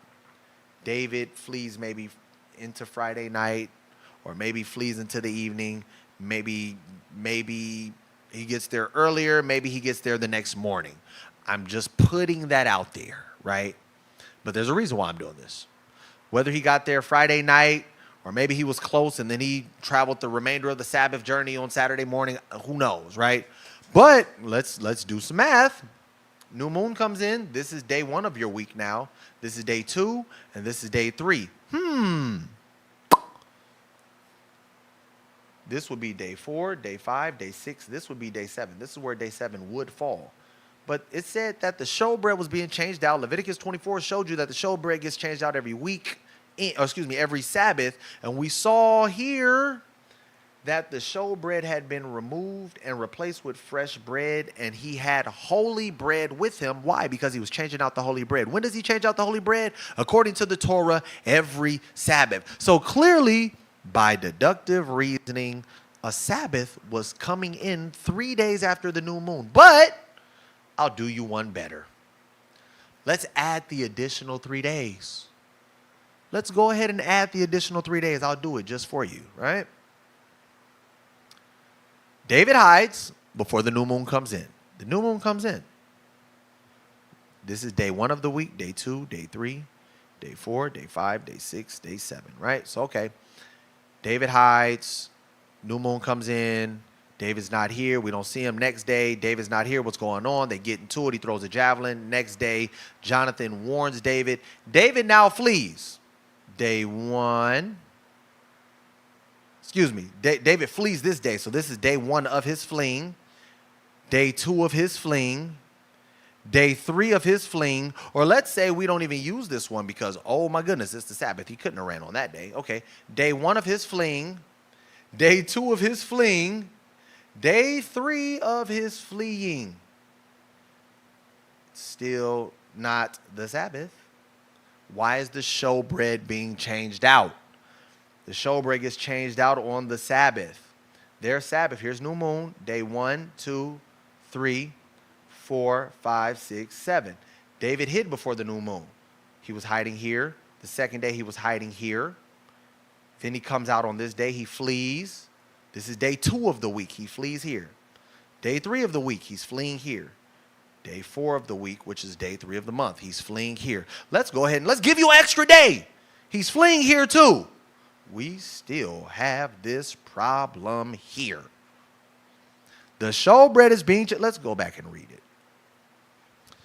Leviticus 24 and 5. Verse 7, I'm going to drop down to 7. I'm sorry. It's 5, 6, and 7. 5 through 8, and I don't know why I put 5 through 6. Salakia, guys. If you continue to read, it's verse 8. Sorry. Verse 7, put some pure incense on each row as a token food offering to the Lord to take the place of the bread. Every Sabbath for all to come, the bread must be placed in the presence of the Lord. Every Sabbath, new bread is supposed to be placed in the temple, and you remove the old bread. Guess what the priest did? It says, so the priest gave David the sacred bread. Why did he give him hallowed bread? Where did he get hallowed bread? Well, of course, from the temple, right? Or from their temple, right? Because the only bread he had was loaves that were offered to God, which had been removed so they can replace it with fresh new bread, which they do every Sabbath. Here's the calendar breakdown, and I even give you the extra 3 days, and you still come up short. Now, if we use the Hebrew idiom, you're really in trouble because it might be a little less. So you're really in trouble, right? So, as we can see, even after adding an additional 3 days, we do not land on the lunar Sabbath. And clearly David was in Nob by the Sabbath because the showbread was being changed out. So I ask, how can it be a 7-day Sabbath, only 3 or even 5 days, which is only the 4th day of your work week as a lunar Sabbatarian, after the new moon? Unless the week runs irrespective of lunar cycles. Unless it ain't got nothing to do with the moon. So, here we have shown that the weeks run irrespective of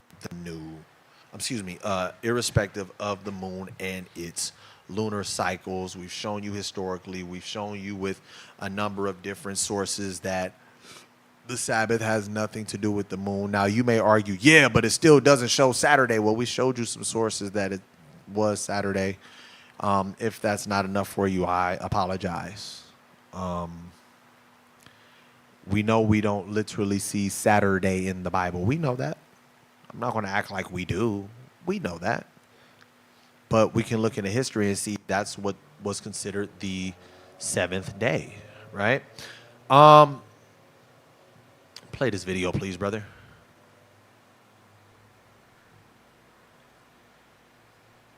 Saints admitted themselves. Rome originally used 8-day and even 9-day cycles, which are chaotic and pagan. But somewhere along the way, the Roman Empire, the devil and Satan conveniently dropped that nonsense and adopted the 7-day week from the Israelites.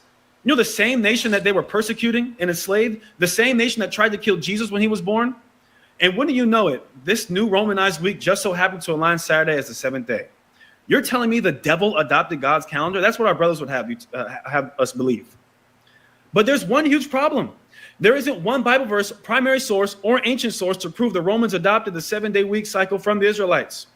The only primary source.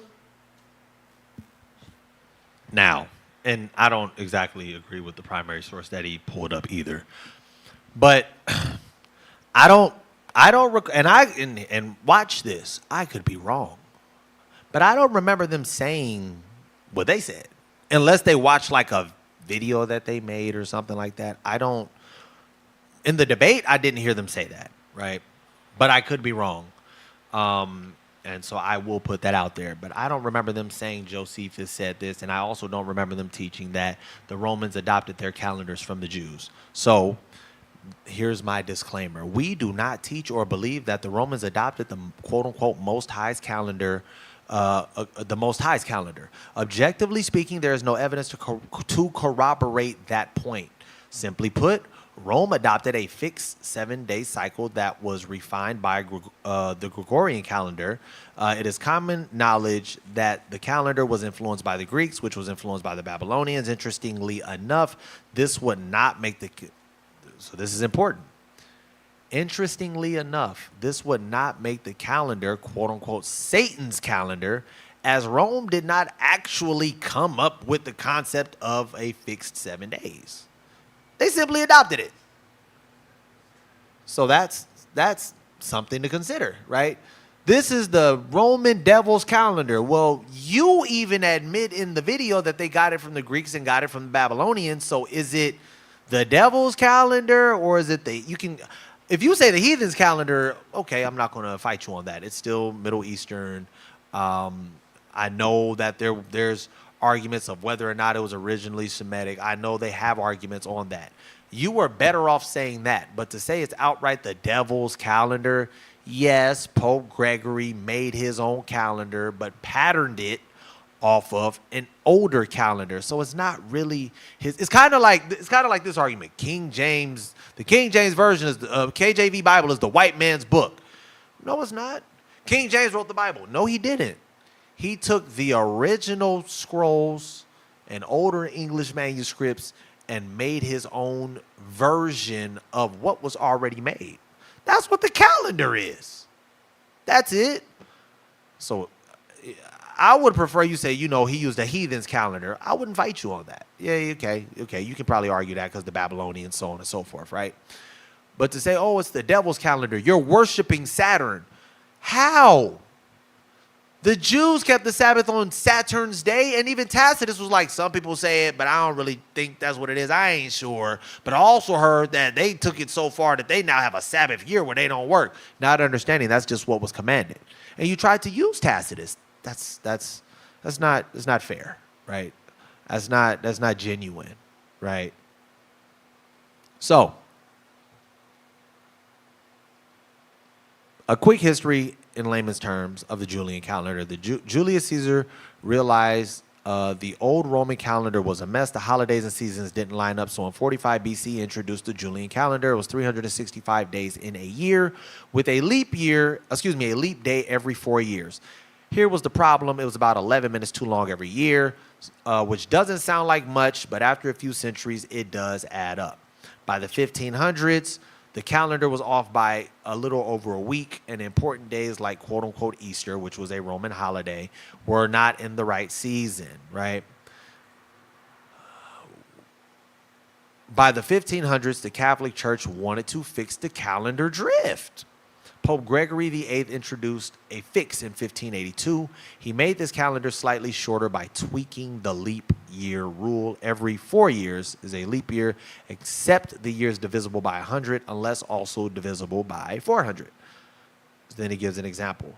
To realign the calendar with the seasons, he dropped 10 days.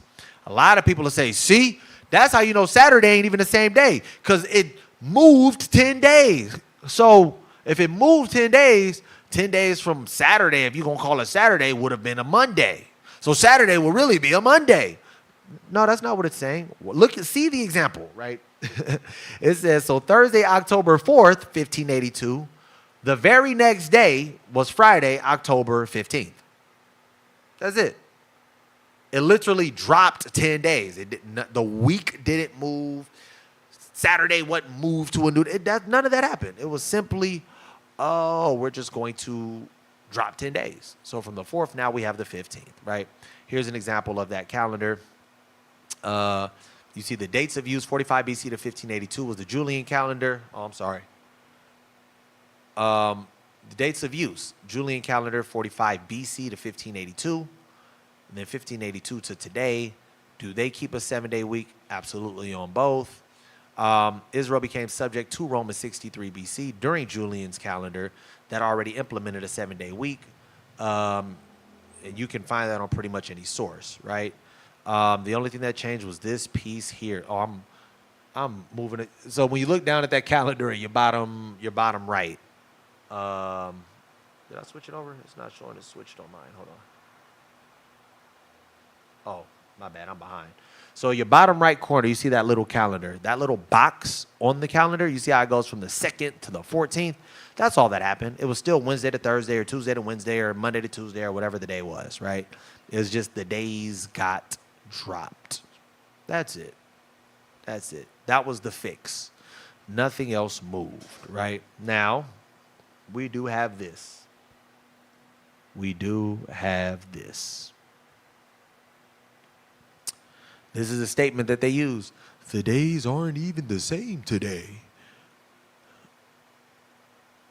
There's a document that's called Written Space in the Latin West, 200 BC to 8300. This was one of the first documents that I saw brothers pull out to show, oh, the days, Saturday ain't even Saturday. Wednesday ain't even Wednesday. And I was able to find the actual PDF. And so we read it, right? So here's the part that they use to say, see, look, the days are not the same. The year is neatly provided by the consular names, the Emperor Nero and Cassius Lentulus. The 8th Edus, which is the 8th Edus Februarius is the 6th of February. But Mao noted that the writer incorrectly made this day the day of the sun. So February 6th was the day of the sun when it was in fact the day of Mercury or Wednesday. So they'll say, see, the calendar says it's a Sunday, but they're saying that's wrong because it's a Wednesday. The lunar day is also questionable, meaning the day of the month it was, because in AD 60 there was a full moon on the 5th, and so the 6th was the 15th day of the moon. Not the 16th. Finally, the Nundine, which is what you would call Sunday, would suggest that the market day was on the 6th of February. And in Pompeii, which is the document they're talking about, it says the 9th. Whereas Pompeii would place whereas the calendar would place Pompeii's a day later in the cycle. So the argument is that, look, it says February 6th is on this day, but the scholars are saying that's not the case. Well, and ultimately, this is why these fixed days are, this is the problem. The days ain't even the same. So even if you keep it Saturday as the Sabbath, you wrong because it ain't really Saturday. Because they'll tell you here the days are all screwed up. Now, sounds great. And again, this is why I said go ahead and go back and fact check the information. I found the book. I read one paragraph above, just one paragraph. Page 89, you see the source here. Now, here's the thing. Timetables, however, whether of market days or buses and trains, are fluid things and subject to change without notice. Of these surviving cycles, to be sure that they are actually contemporary and therefore, Salakia. Is this the one? Nope, hold on. There we go. Timetables, however, whether of market days or buses and trains, are fluid things, subject to change without notice. And we know too little of the actual dates of these surviving nundinal cycles to be sure that they are actually contemporary and therefore to correspondence. Some appear ephemeral, meaning they're short-lived, they're temporary. It's not the calendar or the timetable that everyone's using. This looks like someone's personal thing, right? Scratched as graffiti on plaster. For example, the Pompeii calendar, which is what this one is. Pompeii calendar is temporary, it's ephemeral, it's something that someone probably personally was using, but it's not the actual civic calendar, right? Scratched as graffiti on plaster, example given the Pompeii calendar. While others seem more permanent, carved on marble, like the Polypsilipium parapegma. Now, here's the matter of fact, we'll read on. They may reflect circumstances that change on a for this particular reason or ad hoc basis, right? Rather than scheduled, fixed in Roman concrete, right? Or perhaps people simply got their information wrong. So they did say this. Perhaps they did get it wrong, but the chances are you're talking about two different actual calendars. And remember, we went into what the parapegma was earlier. So when we're talking about the parapegma, it doesn't actually deal with the civic calendar week either. It deals with astronomical events and weather events and agricultural events, but it's not something for the 7-day week. That's not what it references, right? Now, here is something that I will say that I utterly detest, right? Because people pick and choose when they want to do this, right? For those that say, I wouldn't want to use or follow anything my enemy does.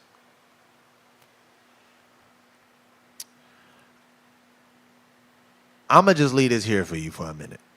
Just for a quick second. You're following the devil's calendar. You're following the ways of the heathen. You want to do what the heathens, you want to have what the heathen. I couldn't do that with it. Okay. I just want to allow for this to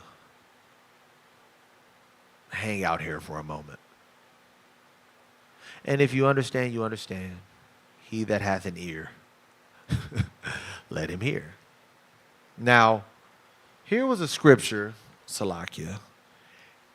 Here was a scripture that was brought out, and I couldn't find the clip. But addressing Daniel 7:25, the brother had stated that Daniel 20, go get that for me. The brother stated, what does that look like? It looks like going from the original Lord's calendar, Lord's Sabbath, to this Saturday calendar, right?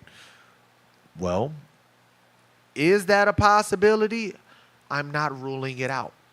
However, I like to point you in this direction to show you that I feel this would be more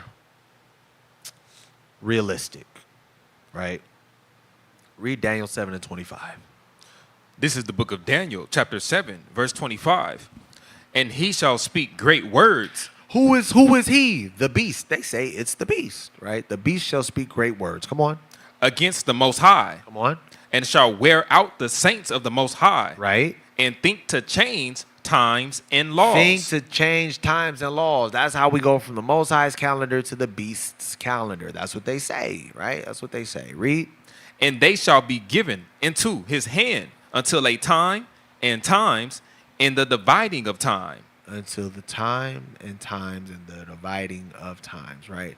It said he will wear out the saints and he will think to change times and laws. They say, well, didn't he make the Gregorian calendar official through a law? He made Saturday the Sabbath through a law? Well, I would venture to say this would make a little more sense to me. Here we have what's called the Catechism of the Catholic Church, right? Let's read a few of their doctrinal teachings, their doctrinal points. That's what the catechism is. Have you any other way of proving that the church has power to institute festivals of precept, meaning of doctrine, of teaching, of instruction? Here's the response. Had she not such power, had the Catholic Church not such power, she could not have done that in which all modern religionists agree with her. She could not have substituted the observance of Sunday, the first day of the week, for the observance of Saturday, the seventh day of the week. A change in which there is no scriptural authority. He said the Catholic Church has so much power, we changed the day of observance of the Lord from Saturday to Sunday. Here's a question that I always think about with this. If we were already keeping it wrong and worshiping Saturn, why move it to Sunday?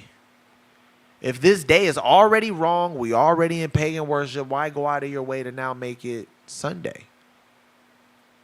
I would say it was right, and they said, "No, we're gonna push it a day, so you worship the sun, or you worship on another day that has nothing to do with the Sabbath or the Lord." Right? Here's another one. How prove you that the church hath power to command feasts and holy days? By the very act of changing the Sabbath into Sunday. They did it again.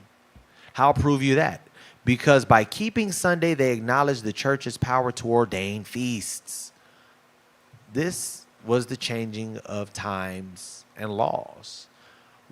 Which is the Sabbath day? Saturday is the Sabbath day. Why do we observe Sunday instead of Saturday? We observe Sunday instead of Saturday because the Catholic Church transferred the solemnity to Sunday. There's no biblical principle of that. But if we thought to change times and laws, it would make sense that this gets done. But if we were already keeping it wrong and wickedly, it wouldn't have mattered. We were already wrong. Why go the extra mile to do that? For me, that's just something I was thinking about, right? Now, here's another good point. Let's go to it. The scriptures. Get the scriptures real quick. Pull the scripture out. We follow the Bible. We don't follow Philo, and we don't misrepresentate source. If that's not the case, then why would the authors of Ezra and Chronicles and Numbers, so the same authors of the Torah in Exodus 12, also wrote in Numbers 28 that it's just the 14th day? Why would they write, if the 14th day at evening was really the 15th, why would Numbers, Chronicles, and Ezra say just simply the 14th day without the evening? This is a great point, too. It's kind of breaking up.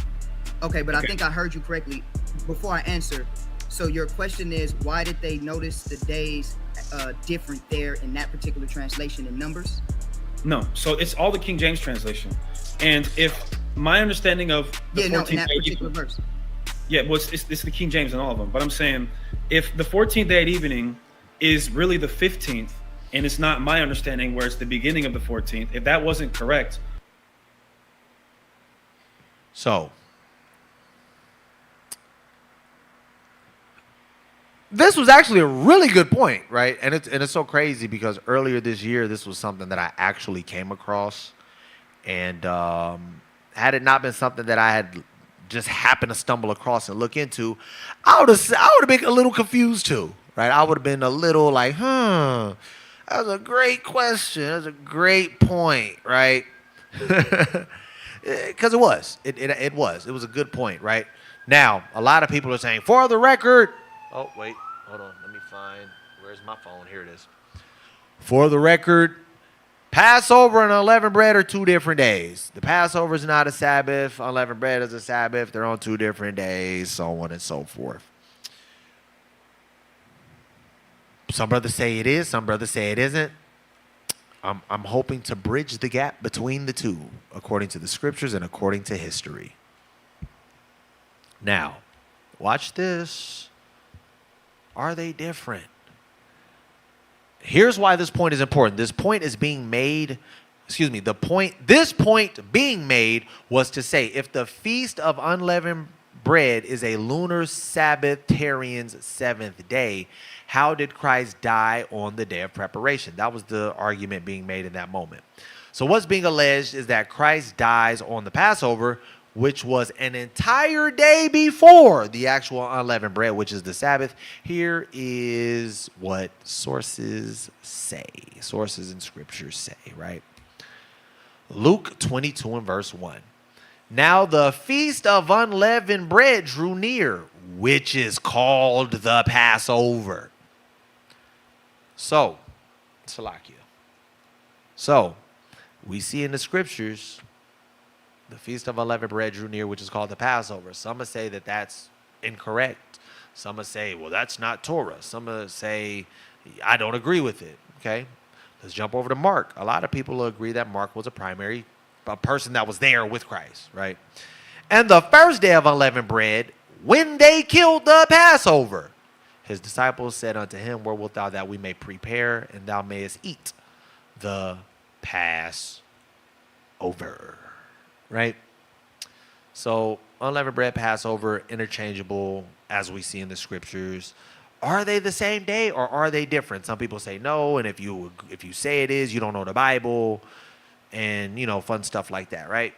Well, let's do some examination, and I hope you guys walk with me just a bit, right? Here is out of my actual Bible. I took a picture of my Bible. This is the calfskin KJV Bible. This is what I call the $160 Bible. Right? So what does it say? It says, and ye shall keep it. So if you, matter of fact, let's start at verse 5. Let's go to Exodus 12. Exodus 12.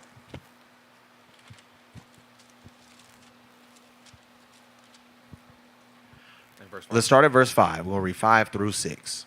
This is the book of Exodus, chapter 12, and verse 5. Your lamb shall be without blemish, a male of the first year. Ye shall take it out from the sheep or from the goats, and ye shall keep it up until the 14th day. So you purchase it on the 10th day. You get it on the 10th day. You keep it until the 14th day. You keep it until the 14th day. Read. Of the same month. So you keep it until the 14th day, and then what? And the whole assembly of the congregation of Israel shall kill it in the evening. Shall kill it in the evening. So you kept it all the way to the 14th day. The 14th day started in the evening. You kept it till the 14th day. And then later on in that evening of the 14th day, not the 13th day at even, which is what we call the beginning of the 14th day. It's not what it's talking about. You kept it through the 14th day. The next day came, and as the evening was coming in, going into the 15th day, you would slaughter it. Now, before you crucify me, just let me prove it. Now, in this Bible, there's an annotation in the middle that says, between the two evenings. You'll see a number 6 right there next to in the evening. And then you'll see on the side, between the two evenings, right? We're going to explain what that is. Watch this. The phrase has been debated in the tradition of the Jews and scholarship. You have the rabbinic understanding. The first evening is when the sun begins to decline in the afternoon. This is around like 3 p.m., right? That's the early evening. Then you have what's called the second evening, which is sunset. So between the evenings could mean around 3 p.m. to sunset. That's between the evenings. So when you say slaughter it in the evening, you slaughter it between the early evening and the late evening. The Samaritan and the Karaite view, if you don't know who the Karaites were, the Karaites are actually responsible for writing the Masoretic text, where we actually get our KJV Bible from. It is respected as an accurate text. The Karaites did not believe in the same traditions as the Pharisees and the Sadducees. They were Torah only, no Talmud, no Mishnah, no none of that. They didn't mess with any of it. It was Torah only. Just a little history behind the Karaites, right? So the first evening for them was the sunset, and the second evening was actual nighttime, the dark, the nightfall.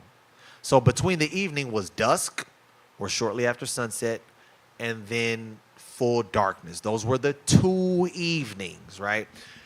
So KJV, Exodus 12 and 6 says, thou shalt kill it in the evening. But watch this. Look at some other translations.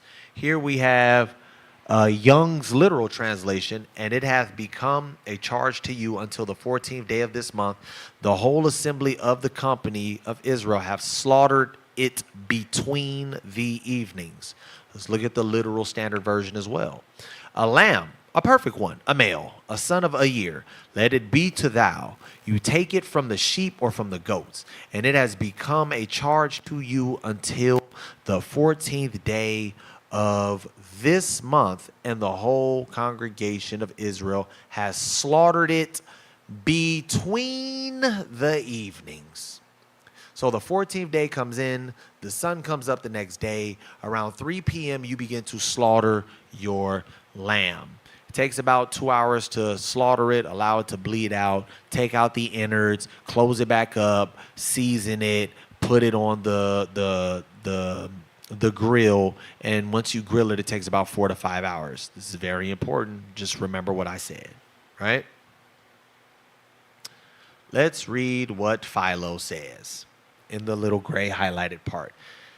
It says, and after the feast of the new moon comes the fourth festival, that is of the Passover, which the Hebrews call Pascha, or Pesach, on which the whole people offer a sacrifice beginning at noonday and continuing until evening. So from around 12 noon, 1 p.m., somewhere in there, they offer a sacrifice, and it takes them until the evening. Okay.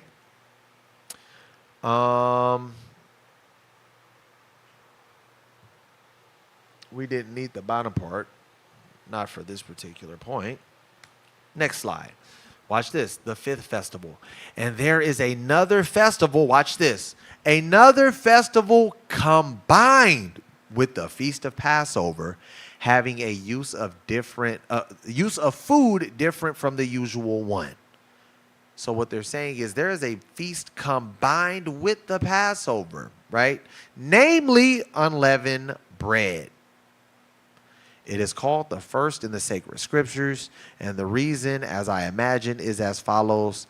The vernal equinox is an imitation and representation of the beginning in accordance with the world which was created. Accordingly, every year God reminds the creation of the world and views and puts forward in the spring.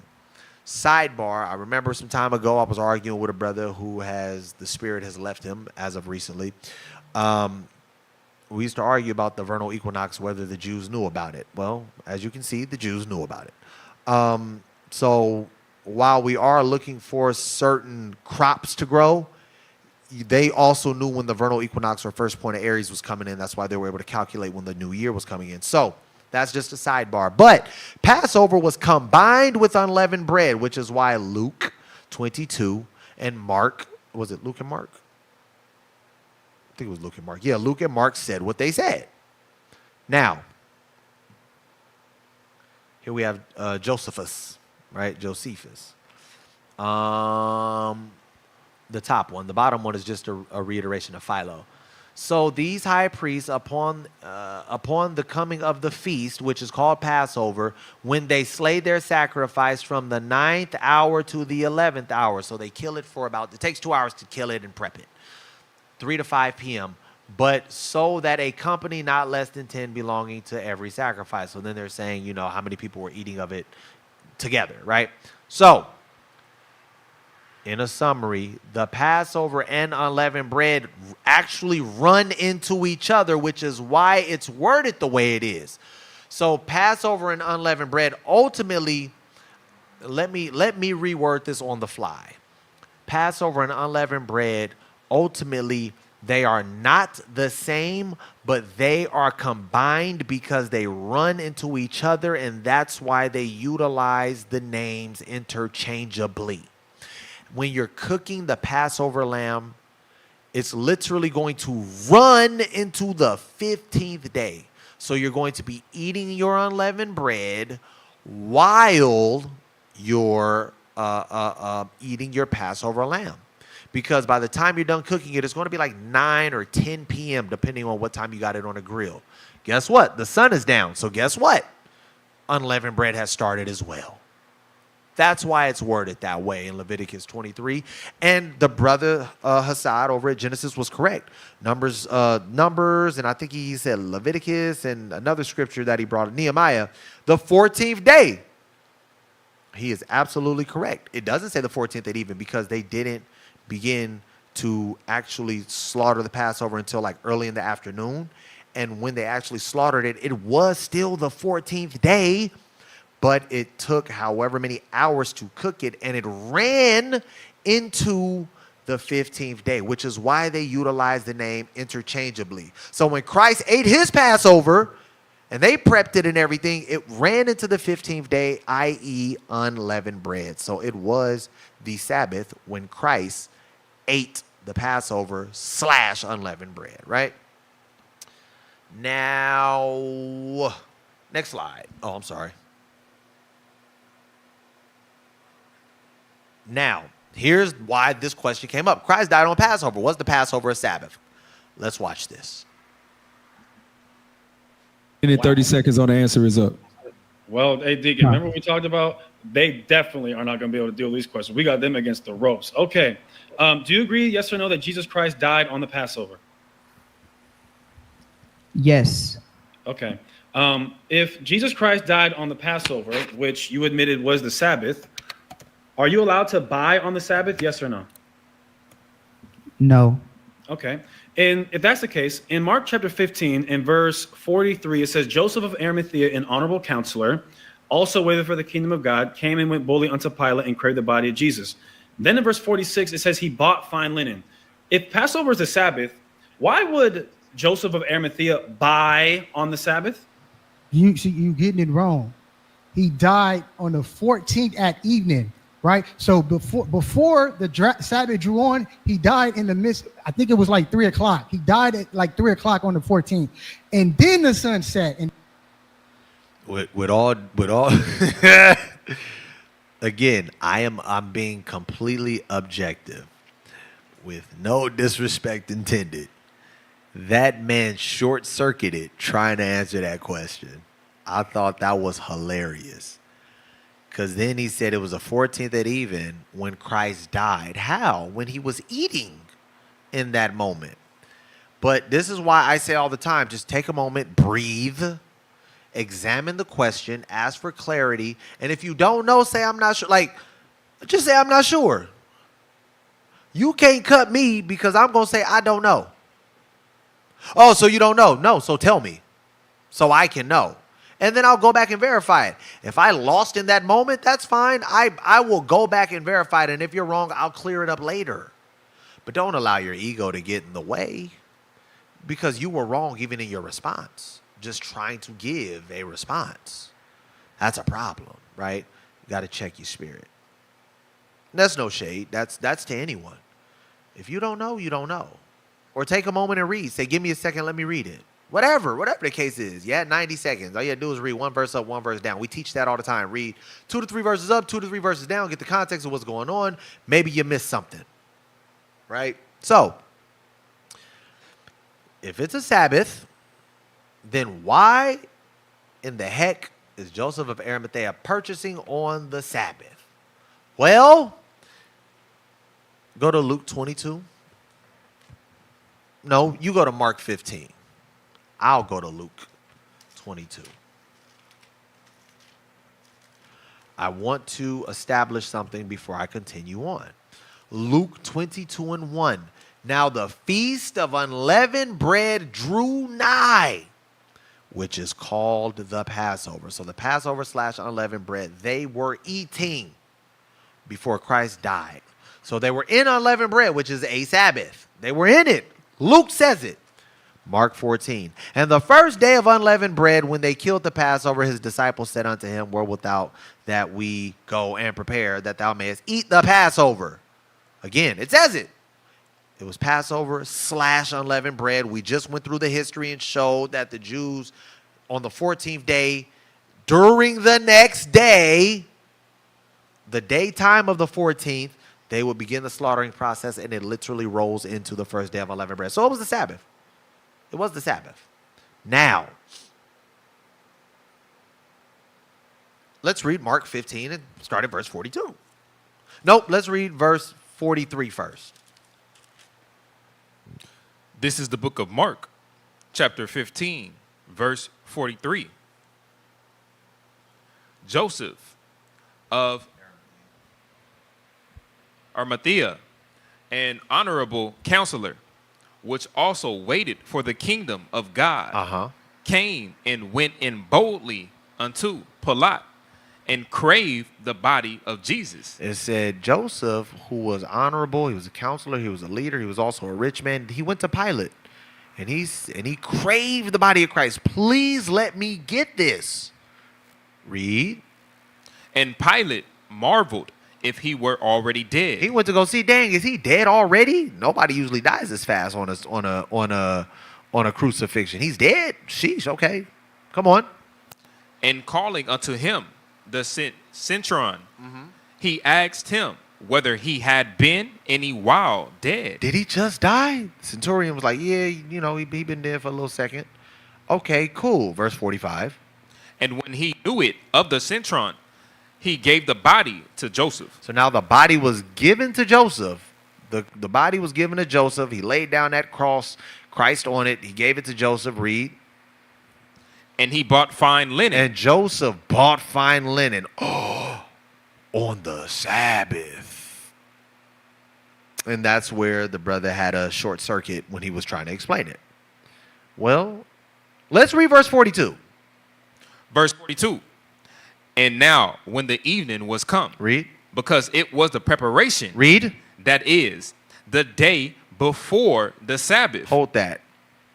So Luke 22:1 says, let's go back. Now the feast of unleavened bread drew nigh, which is called the Passover. Mark 14 says, and Mark 26, also, Matthew 26 also agrees. The Passover is the Sabbath. The Passover was also called unleavened bread. Unleavened bread was also called the Passover. We know unleavened bread is a Sabbath. The evening came in, and now it was the day of preparation. How do we know this? Because Luke 22, Mark 15, Matthew 26 says unleavened bread, a.k.a. Passover. Unleavened bread, first day, is a Sabbath. Christ ate the Passover and unleavened bread. He got betrayed that same night. He ate the Passover and unleavened bread. The next day, they finally said, let's just crucify him. They then went ahead and crucified him. He died at 3 p.m. the next day. Remember, he ate the Passover and the unleavened bread already. Next day, he's dead. It's now evening because remember, after all of this happened, it said the people mourned. So everyone didn't just leave after Christ died at 3 p.m. People were there mourning, probably reminiscing, probably talking, so on and so forth. Then they finally all left. Joseph sneaks over to Pilate and says, hey, let me get the body. This was probably hours later. Again, it says it's in the evening. So we're looking at maybe like 6 p.m., right? It gets dark in the spring around 7:30. So 6 p.m.-ish, right? He gets the body and then he heads to go purchase something. It didn't say he went to the marketplace. It didn't say he went to the store. It said he went and purchased it. People actually purchased things from individuals at that time. He probably knew. And now watch this. This is my assertion because it doesn't say marketplace. He probably knew where the individual who sells linen lived. Or he probably saw him at the crucifixion and said, yo, I need to buy some linen so I can wrap this body. It was the evening already. So he didn't buy it on the Sabbath. He bought on the preparation. My question is, well, how is there a preparation when the Passover just happened and unleavened bread, Luke 22:1, Passover and unleavened bread was synonymous in that time. They ate it both. It was a Sabbath, but then when the sun went down, it was the preparation. When the sun went down, it was the preparation. Now, I will be fair. I will be fair. Brothers will say, no, he ate the Passover. It was the preparation because unleavened bread the first day was coming in now. So Passover was the preparation, which is why he could buy. But as the sun was going down, it was rolling into unleavened bread. Okay, now we run into another conundrum. He dies and he's buried on the day of unleavened bread, which is your 7-day Sabbath, and 3 days later, it's the first day of the week. Whereas both of the points that I make stand firm if it goes the way that I say. Passover and unleavened bread are the same. Christ dies. The sun goes down. It's now the preparation day, which takes you around Thursday. Approximately 3 days and 3 nights. You will still get that Sunday. And it's still possible to get a day of preparation even right after the Passover because it runs irrespective of the lunar cycles. Now, prayerfully, the brother doesn't say, oh, you know, there goes, because I heard something along the lines of, oh, brothers are still talking about double Sabbaths and some triple Sabbaths. Well, there is no biblical reference that says we can't have a double Sabbath or we can't have more than one Sabbath in a week. Nothing says that. Same thing. Now, here's the thing. I can argue that the scriptures don't ever say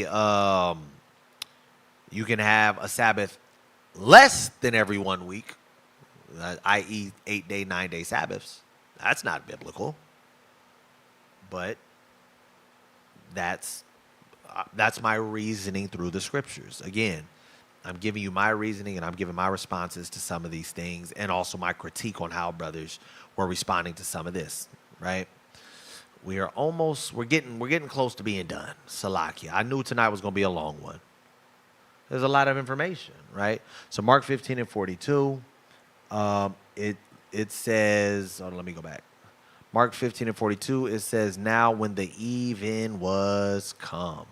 It was the evening, right? So here was another one. I could not find this point, so I just wrote it in.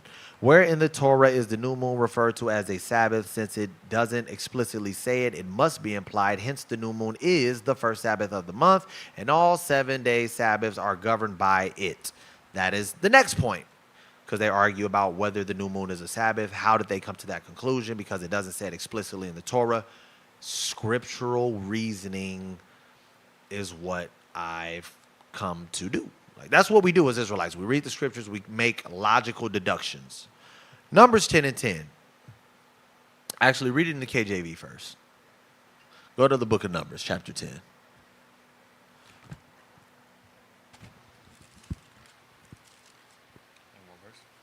10 and 10. Oh, 10, 10. Okay. Yep. It's the book of Numbers, chapter 10 and verse 10. Also, in the day of your gladness, and in your solemn days, and in the beginning of your months, ye shall blow with the trumpets over your burnt offerings, and over the sacrifices of your peace offerings, that they may be to you for a memorial before your God. Right. So now, watch this. I'm going to read it in the GNT. Also on joyful occasions at your new moon festivals and your other religious festivals, you are to blow the trumpets when you present your burnt offerings and your fellowship offerings. Then I will help you. I am the Lord your God. The New Living Translation. Oh, I'm sorry, I didn't even have it on there. I am so sorry, guys. Hold on. Right there, right? That's in the GNT. I'm going to give you another one in the NLT.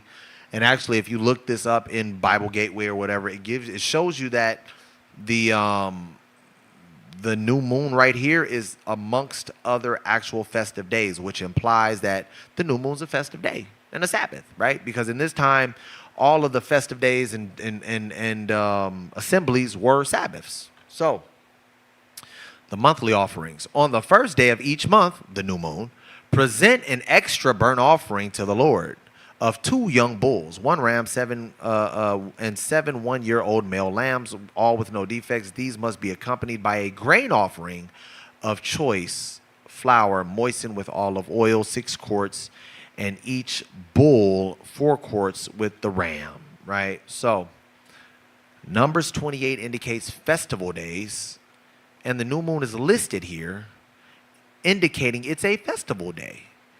And it's listed amongst the days that are Sabbaths, so one can conclude the new moon can be deemed a Sabbath. When you read Numbers 28, it talks about Passover, and I believe it says tabernacles or first fruits, one of those.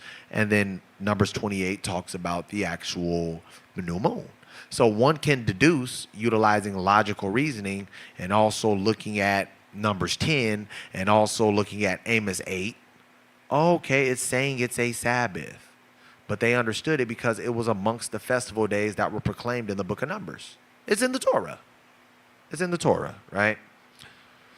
Also, we see here in Josephus, it says, the high priest did also go up with them, not always indeed, but on the 7th days and the new moons. And if any festivals belonging to our nation, which we celebrate every year, happened. So we see that the new moon was a festival. We know that the new moon is the beginning of the month.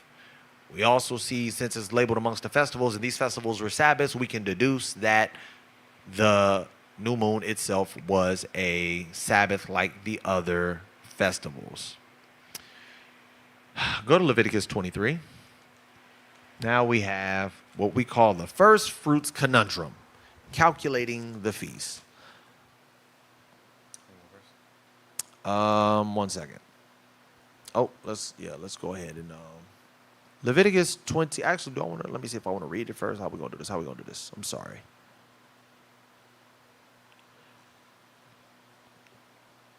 Yeah, we'll just do it like that. So people always talk about the calculating the first fruits, right? First, Leviticus 23, start at verse 15. This is the book of Leviticus, chapter 23, verse 15. That might be atonement, but read it. Let me see. And ye shall count unto you from the morrow after the Sabbath. No, yeah, there it is. 27 is atonement. I'm sorry. Go ahead. Verse 15. And ye shall count unto you from the morrow after the Sabbath, from the day that ye brought the sheaf of the wave offering. 7 Sabbaths shall be complete. 7 Sabbaths shall be complete. Read.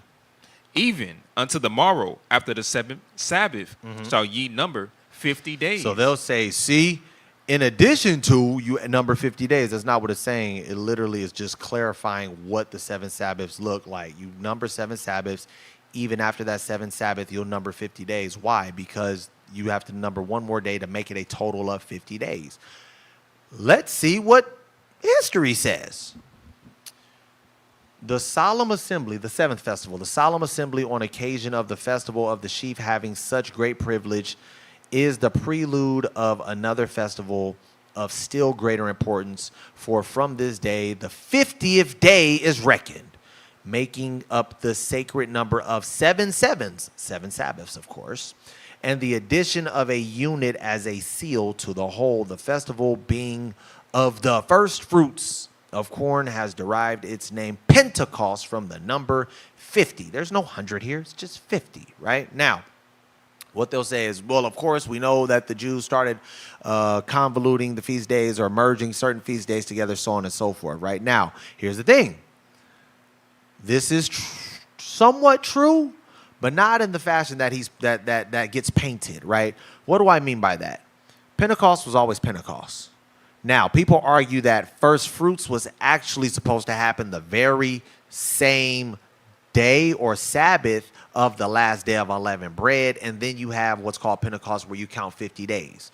But the argument was never, and then some people will say, no, first fruits is actually 50 days after that Sabbath following the last day of unleavened bread. So those are the two that you may get confused, but there was never an argument of 100 days. You don't ever read that, right? And the reason why this even comes up is because, remember, it says you're supposed to have 7 Sabbaths plus 1 day, which is 50 days. How do you calculate Pentecost? Because your 7 Sabbaths, your 7 weeks will not be 50 days. It's going to be more or less than 50 days, depending on who's counting, because sometimes people aren't the greatest at counting. But it's going to be more or less than 50 days. It's not going to be exactly 50 days. It's not going to be exactly 7 weeks. That's the argument. Dag nabbit, let me get up.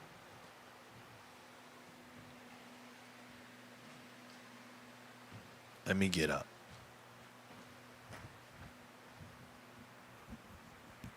So now we have Pentecost. This is what I call the 100-day conundrum, right?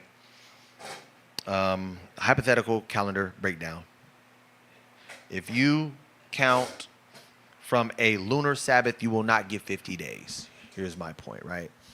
Let's say this is unleavened bread. This is unleavened bread. Hypothetical. This is unleavened bread. Here's the last day of unleavened bread.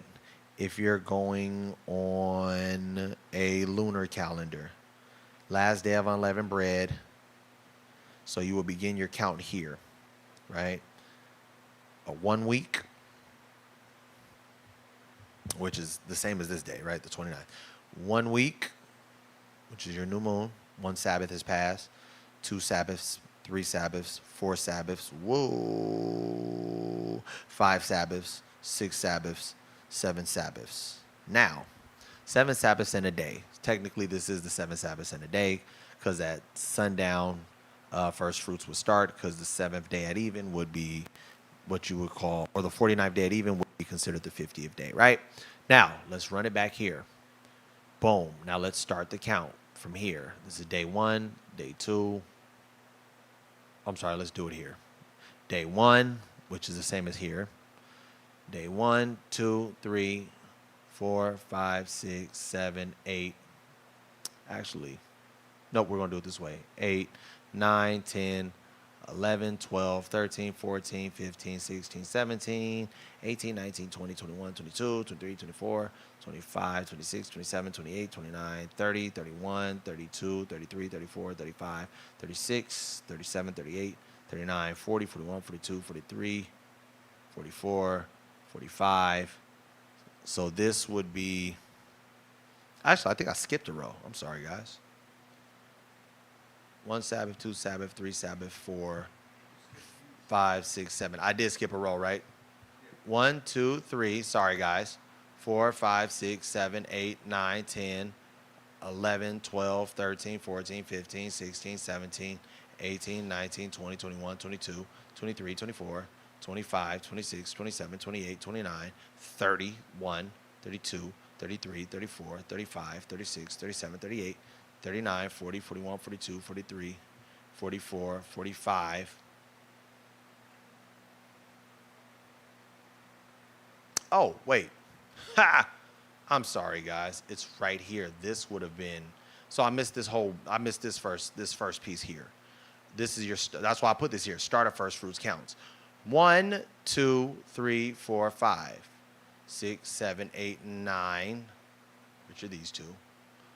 10, 11, 12, 13, 14, 15, 16, 17, 18, 19, 20, 21, 22, 23, 24, 25, 26, 27, 28, 29, 30, 31, 32, 33, 34, 35, 36, 37, 38, 39, 40, 41, 42, 43, 44, 45, 46, 47, 48, 49, 50, 51, 52. And I think I might have missed one of them days. But it's about 52 or 54 days, and it's not 50 days. Somebody may argue, well, see, it's close to 50 days. But the scriptures say 7 Sabbaths in a day. So if it says 7 Sabbaths in a day, let me see something. Oh. So if it says 7 Sabbaths in a day, it literally should just be 50 days. So we're looking at about between 52 and like 55 days, the count is off. The 7 Sabbaths and a day does not equate to 50 days. And here's the thing. It's not a 100-day count, and it's not 100 days after Passover for the first fruits harvest, because this is something that was stated as well. Fuck your family. All right. So, furthermore, Pentecost is first fruits. No, it's not. All right. How does the lunar Sabbath fit with Pentecost, aka Feast of Weeks? I'm not saying Tobit is a liar at all.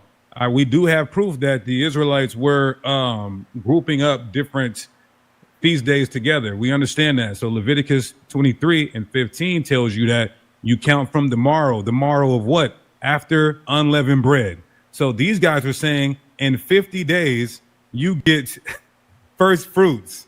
You don't get the first harvest in 50 days from the Sabbath of unleavened bread. This is how we know it is 7 weeks and then 50 days. Also, too, Yahweh Shai tells us this in John 4 and 35. Say not ye, there are yet 4 months, and then cometh the harvest. You see that? 4 months from the harvest, that's about 100 days. So this is why we say that's a bad argument. And on the Now, Minute left.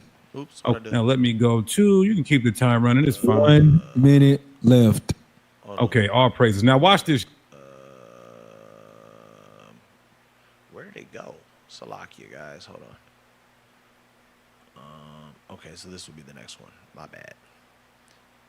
Oh, could have pressed that, huh? Salakia. So, let's look at it. Leviticus 23 and 15, I'll read it real quick. And ye shall count unto you from the morrow after the Sabbath, from the day that ye brought the sheaf of the wave offering. 7 Sabbaths shall be complete, even unto the morrow after the 7 Sabbaths shall ye number 50 days. And ye shall offer a new meat offering. So it says 7 Sabbaths shall be complete. There's a colon. The colon is for clarification. It says, even unto the morrow after the 7th Sabbath, you shall number 50 days. So the morrow after the 7th Sabbath, you will now have numbered 50 days. That's all that it's saying. Watch this in the GNT. The Harvest Festival counts 7 full weeks from the day after the Sabbath on which you bring the sheaf of the grain to present to the Lord. On the 50th day, the day after the 7th Sabbath, present to the Lord another new offering of grain.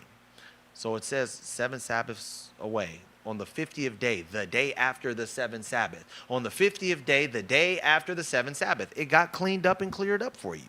On the 50th day, the day after the 7 Sabbaths. is when we receive or bring our grain offerings. We also saw it with the historian Philo. He referenced 50 days, Pentecost. Tobit, chapter 2, references that. Deuteronomy, chapter 16, references that. It says 7 weeks, 7 Sabbaths, the Feast of 7 weeks, the Pentecost, the number ye 7 weeks. It always references 7 weeks. Now, the brother said this: you can't get a harvest in 50 days. Now, this assumes that the crops were planted the week after Passover. This is simply an assertion. Husbandmen and any agricultural website will tell you that barley and wheat, possibly up until recently, because now people do things by lab and manipulating soil and all of that. But in ancient times, barley and wheat are always planted toward the end of winter, and they mature around the spring and early summer. So he's saying you can't get a harvest from Passover. That would be you assuming that you're planting in the spring. You're planting on that particular day. At which point, yeah, you probably won't get a first harvest. But watch this. Let's read the information. If wheat and barley are planted together, usually in the late fall, early winter, barley is in green ear by spring or Abib, and approximately 50 days from the Passover, wheat would be ready for harvest as well. Philo of Alexandria, the vernal equinox is an imitation of the beginning at the time of the ripening of barley. The feast of Passover is celebrated. So we look for the barley to be in Abib, green ear. That'll let us know we're in the new year, and then we keep the Passover. What we're looking for first fruits is the actual wheat. We're looking for wheat, right? The grains, right? Josephus also says on the 14th day of the month, which is the day when barley begins to ripen, they celebrate the Passover. So Passover is with barley. The wheat is around first fruits, right? They get planted around the same time, right? So watch this. Barley takes 90 to 120 days, 3 to 4 months to ripen. And the harvest time is around March/April. The wheat takes between 120 and 150 days, 4 to 5 months. And the harvest time is May, June. Ironically enough, May, June is around the time of Pentecost. Barley ripens faster than wheat. That's why it is always harvested first, and why it is the grain used for and why it was the grain used for first fruits sheaf during the Passover. Wheat follows several weeks later. So this is what I said earlier. Some sources say that first fruits happened literally the last day of unleavened bread. They would wave a sheaf offering, and that was first fruits, and then you had Pentecost. And then some people say, no, first fruits was Pentecost, where you wave the wheat or sheaf offering. It's two different things, right? That's where you get, they were merging feast days and things of that nature. That's true. That's true. But the manner in which he's saying it happened, I don't see that historically speaking. Now, if he does have the proof, then that's fine. I can take that correction. But from what I've seen, this is what they're referring to, right? So, Philo said what he said, and Josephus as well. This is my AI overview. Again, don't stone me. Fall wheat and barley are typically planted in the autumn, specifically between September and November in the Northern Hemisphere, and harvested the following summer or early autumn, right? The time of maturity depends on the specific variety and growing conditions, but generally it takes about 150 days for wheat and about 90 days for barley, 60 to 90 days for barley. The difference is barley typically matures faster, and wheat has a dormant time span in the winter, right? So right here, fall wheat. It says typically planted in the fall, September to November, somewhere in that span. To allow for germination and root development before winter dormancy. So it literally goes dormant and doesn't grow anymore in the winter, and then it starts back up early spring, which is why from March to about May, you can number an additional 50 days, and you will get the first, actually it's probably 70 days, but you will be able to get the actual first fruits of the wheat because it goes through a dormant process.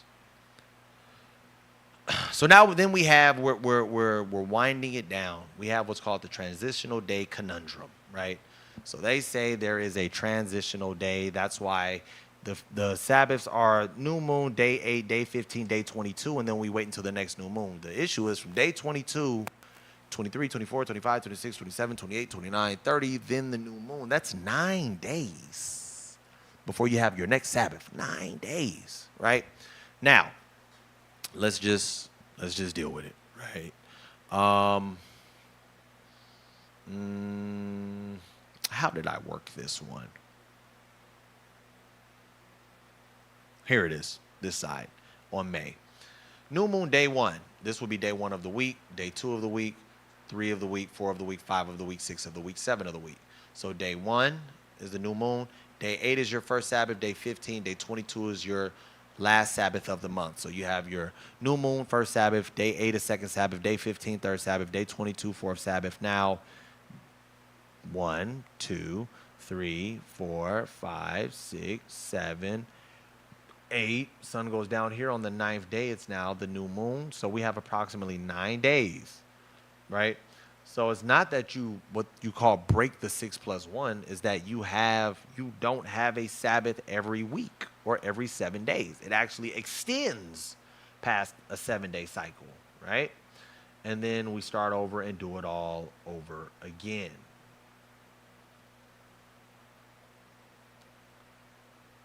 We'll get to that in 1 second. 10th day, it would have just said the 10th day. Let's prove this with the Greek Septuagint. It says that Leviticus 23 and 32, it shall be a holy Sabbath to you, and you shall humble your souls from the 9th day of the month, from the evening to evening, you shall keep your Sabbaths, plural. So it's the 9th day and the 10th day, that's a Sabbath. Why? Because this gives us an advantage. Why? Because we don't want to be on a working day before. So a little bit before that clip, it was a part that I believe it got pulled out, which is fine. It's no big deal. But he said, it says, let me go to it. Let me go back to the presentation, Salakia. Did I put it here? Nope. I'll go to that in 1 second. He referenced in Leviticus 23 and 15, he inserted the word your 7-day Sabbath. That's what he said. But it's nowhere in the actual text. I wanted to touch on that, but it's perfectly fine. It was a smaller point. It's no big deal, right? So he said, on the 9th and the 10th day shall you celebrate your Sabbaths. And the purpose of him saying that is because the Sabbath literally got moved, so that way it will be easier for us to fast on the days of atonement. So the 9th day of the month and the 10th day of the month are both Sabbaths. That's also what you call a double Sabbath, but there was an issue with that earlier in the debate where he was talking about double Sabbaths. Like it wasn't something that could happen, but he literally said that they have a double Sabbath, right? So now here was a conversation I had with the brother. Don't stone me. I'm not using your name for clout. I'm not using your name for smoke. None of that, brother. I'm bringing it out because I couldn't find the clip, and me and you actually had just a small conversation about it. That's all. So don't kill me, right? I asked about the Day of Atonement, this transitional day that I just recently learned about. The 9th day is when the Lord said to move the Sabbath so you can celebrate it from the 9th day and the 10th day. You will celebrate those Sabbaths. I was like, oh, that's interesting. Somebody explained it. Somebody said, tag Hassad. I said, you tag him. He's not my friend on here. Somebody tagged him, and he explained it. So he explained, I'll explain, it's not difficult. Leviticus 23 and 27, also on the 10th day of this 7th month, there shall be a day of atonement. It shall be an holy convocation unto you, and ye shall afflict your souls and offer an offering made by fire. As we see, the Day of Atonement is on the 10th day of the month. Leviticus 23 and 32, it shall be unto you a Sabbath of rest. Ye shall afflict your souls in the 9th day of the month at even. From even to even shall you celebrate your Sabbath. So then he basically is saying, so we see that it got moved here with verse 32. And I said, okay, so here's my question. Are you implying this? Because I do not see it stated in the actual text. It was moved or adjusted. I see you trying to reason, so I'm seeking clarity on how you came to this conclusion. It says, the brother says, it says on the 9th day shall you keep your Sabbaths. If the Sabbath wasn't on a different day, then it usually is, there would be no reason for the Most High to specifically tell us when to observe the Sabbath this week. I personally disagree with this point. And so he said, so I asked him, so you're basically saying this implies a move of the Sabbath and not an additional Sabbath, I assume, correct? And then I asked him another question, and I guess an additional question. If the weekly Sabbath was moved to the 9th day at even, and then for what I learned recently, the 9th and the 10th day, if it was moved to those 2 days at even, is not the first day of Tabernacles still a 7-day Sabbath for you guys? If your Sabbath was the 9th day and 10th day, then your following Sabbath, I said 6 days, but again, I just learned it was 2 days. So your following Sabbath would be 5 days away. If this is true, the quote 7-day Sabbath would not be 7 days twice in a row. One is going to be 9 days away from the new moon, and then one is going to be 5 days away from your last Sabbath because you had a back-to-back Sabbath, 9th at even, 10th at even. So I said you got one 9-day Sabbath and one, I said 6-day here, but one 9th day Sabbath and one 5-day Sabbath. So in this month, are the Sabbaths moved these 2 times? Like, are you going to adjust it, or are you going to leave it there and it's just going to be a 5-day Sabbath? This is a sincere question. He said, yes, a move of the Sabbath. So I guess he's saying one is going to be a 5-day Sabbath, one is going to be a 9-day Sabbath, which was news to me. So then I reiterated so I could understand. He said, and yes, the first day of the Feast of Tabernacles is the Sabbath. So I reiterated, and he ended up not responding as I was looking for clarity, which, you know, is fine, right? So this is what that would look like. Hypothetical calendar. New moon, day 1, right? 2, 3, 4, 5, 6, 7. This is what's supposed to be the Sabbath, your 7-day Sabbath.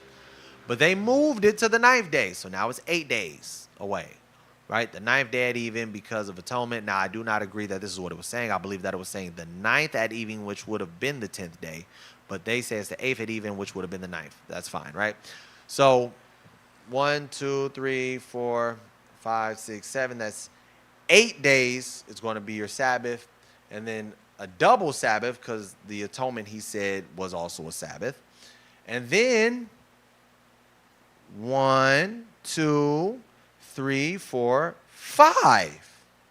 So 5 days will be a Sabbath. So wait, here, 8-day Sabbath, it's a 2-day Sabbath, and then 5 days later, we have another Sabbath.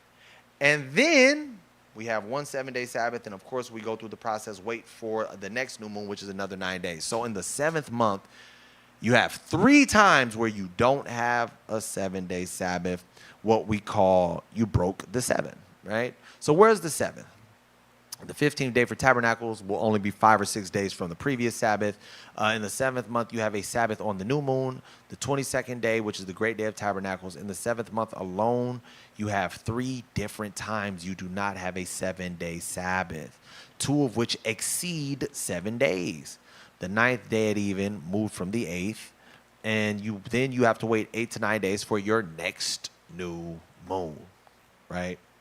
This is a bit problematic for me, but this is what people call, this is what people call transitional days, right?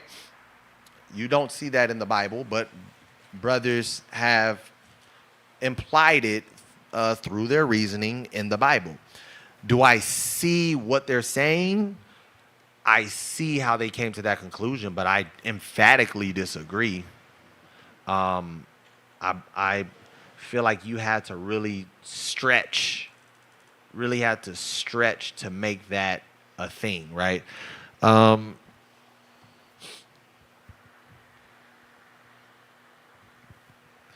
we have this beautiful thing here. The word for 7, or week, the word for week, Shabbat, which literally means 7, period of 7, a heptad period of 7 days, maybe a week. Feast of Weeks, heptad, literally 7 or 7 a week or 7, right? So it's supposed to be every 7 days. That's what a week is. A week is every 7 days. They will say as long as you have 7 days within as long as you have 4 Sabbaths within the lunar month, you have done what you were supposed to do. Again, we saw a number of sources that say no, it runs irrespective. We also saw some historical sources that did not run concurrent to the lunar Sabbath or the lunar phases when they kept the Sabbaths as well. We also saw some sources, and yes, I will also agree. And you can bring it back to me, Malachi. I will also agree that these sources that spoke to it were not first century sources, but we saw sources that said the Jews on Saturday was Salakia. The Jews on Saturn's Day refused to go to war, and that's how they were conquered. Yes, this was not this was not first century, but we see historically second and third century, these sources were here. So because these sources were here, we have to say, okay, well, let's look into it, right? So, like I said, objectively speaking, there are points that I can see, okay, I understand where that came from. I understand where you got that. Do I agree? No. But one thing I don't like to do and I won't do is play like, oh, I don't know where he got that idea from. That is just lunacy. How could he? I'm not going to do that. I've read the scriptures with you guys. I've read the scriptures you guys have read. And I can see, okay, I can see where they got that one from. I can see, oh, he made that one up, so on and so forth, right? So, same thing I said before. I want to keep it objective, and what I mean by objective, I don't want to throw shade. I'm gonna be professional about it. We joked a little bit, but nothing too crazy, right? But these are the reasons why, for me personally, for my organization personally, the lunar Sabbath does not compute, right? So we explained what the parapegma is. It's had nothing to do with the actual physical, literal calendar week. We saw that no matter the order of your quote-unquote physical calendar, if it was Saturday in the middle, Saturday at the end, whenever Saturday is, that's when Saturday is. Whenever Tuesday is, that's when Tuesday is, right? We explained what Casius Dio was saying when he said the quote-unquote, when it was alleged that he said Saturday started the week, right? That's not what it was referencing.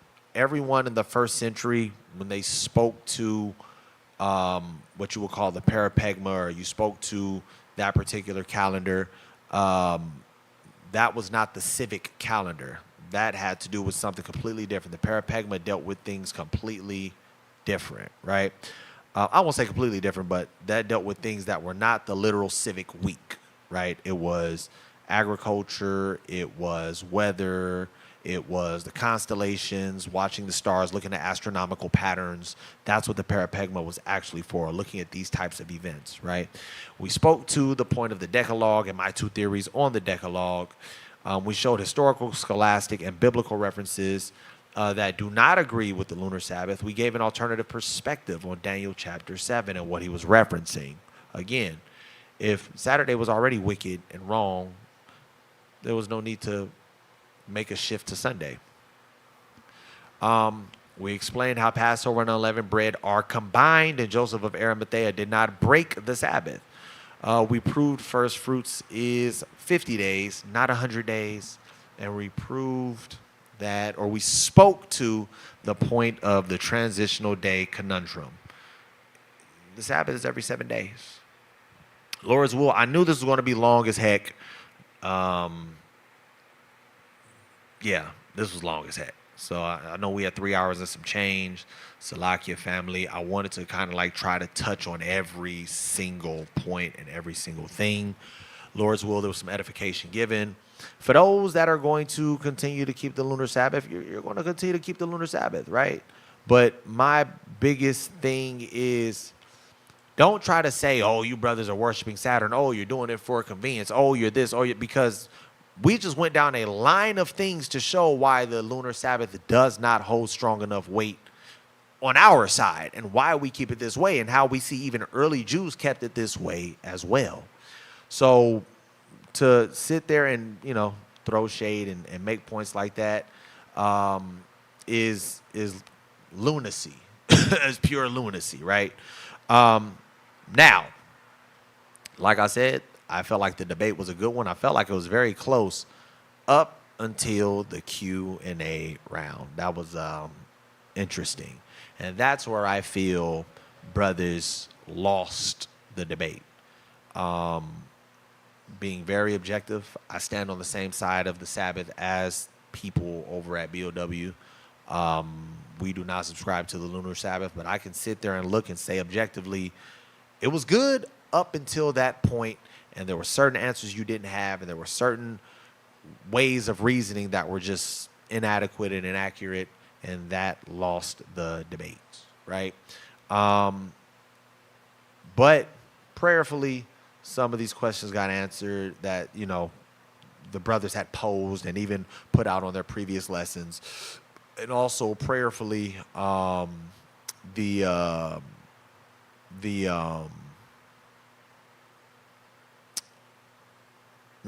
we look at the both sides, brothers can really sit there objectively and say, okay, this is where they got that and that's where they got that. I'm not forcing nobody to follow what we follow. I'm going to lay out the information, and I had this conversation with one of my brothers earlier. I'm going to lay out the conversation, I mean the information, and you determine what you want to do from there. I showed why the lunar Sabbath was not strong. The information that was put out there was not strong enough to change my stance. And anybody that knows me knows that if it's wrong, it's wrong. And I'm going to be like, okay, I need to go and examine that, right? That was also why I'm not going to play stupid and be like, man, you talking about Philo. But no, I'm going to say that probably is what Philo meant. That's probably exactly what Philo meant, but also take this into consideration, right? I always try my best to be objective. And also, if somebody made a great point, I'm like, that was a good point. You stumped me. That's just the truth, right? So, with that being said, Lord willing, there was some edification given. My job is not to, and that's why I did it the way that I did it. I didn't want anybody to feel like, oh, he's talking mess, he's throwing shade. Laid out the information, gave my objective reaction to certain points that were made. This was a good one, this was a bad one, this was misinformation, brother should have did it this way. And then I gave a response to all of those key points in the arguments that brothers felt like were not answered or were not answered adequately. That was all I wanted to do. You do with the information what you will. You do with the information what you will.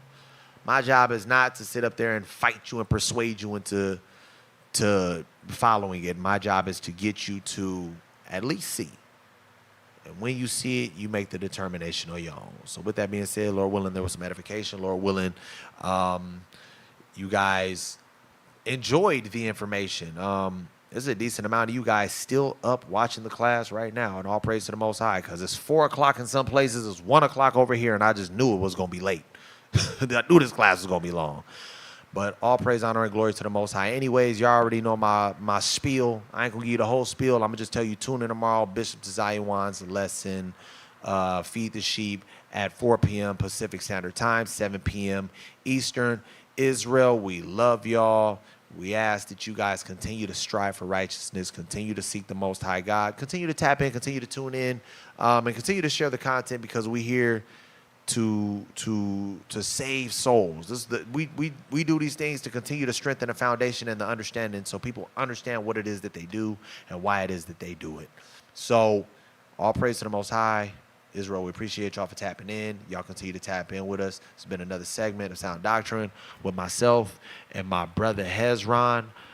Salakia, his debut reading was the longest class I've ever done, but he stuck it out. All praise to the Most High. His zeal kept him here. All praises, right? But this has been another segment of Sound Doctrine. We love you, Israel. We appreciate y'all. Shalom.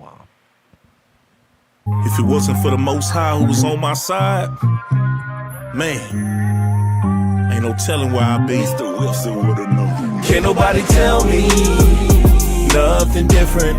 The Father's been good to me. So good to me. Yeah. Wave your hands if you feel me. I'm a witness. Yahweh's been good to me.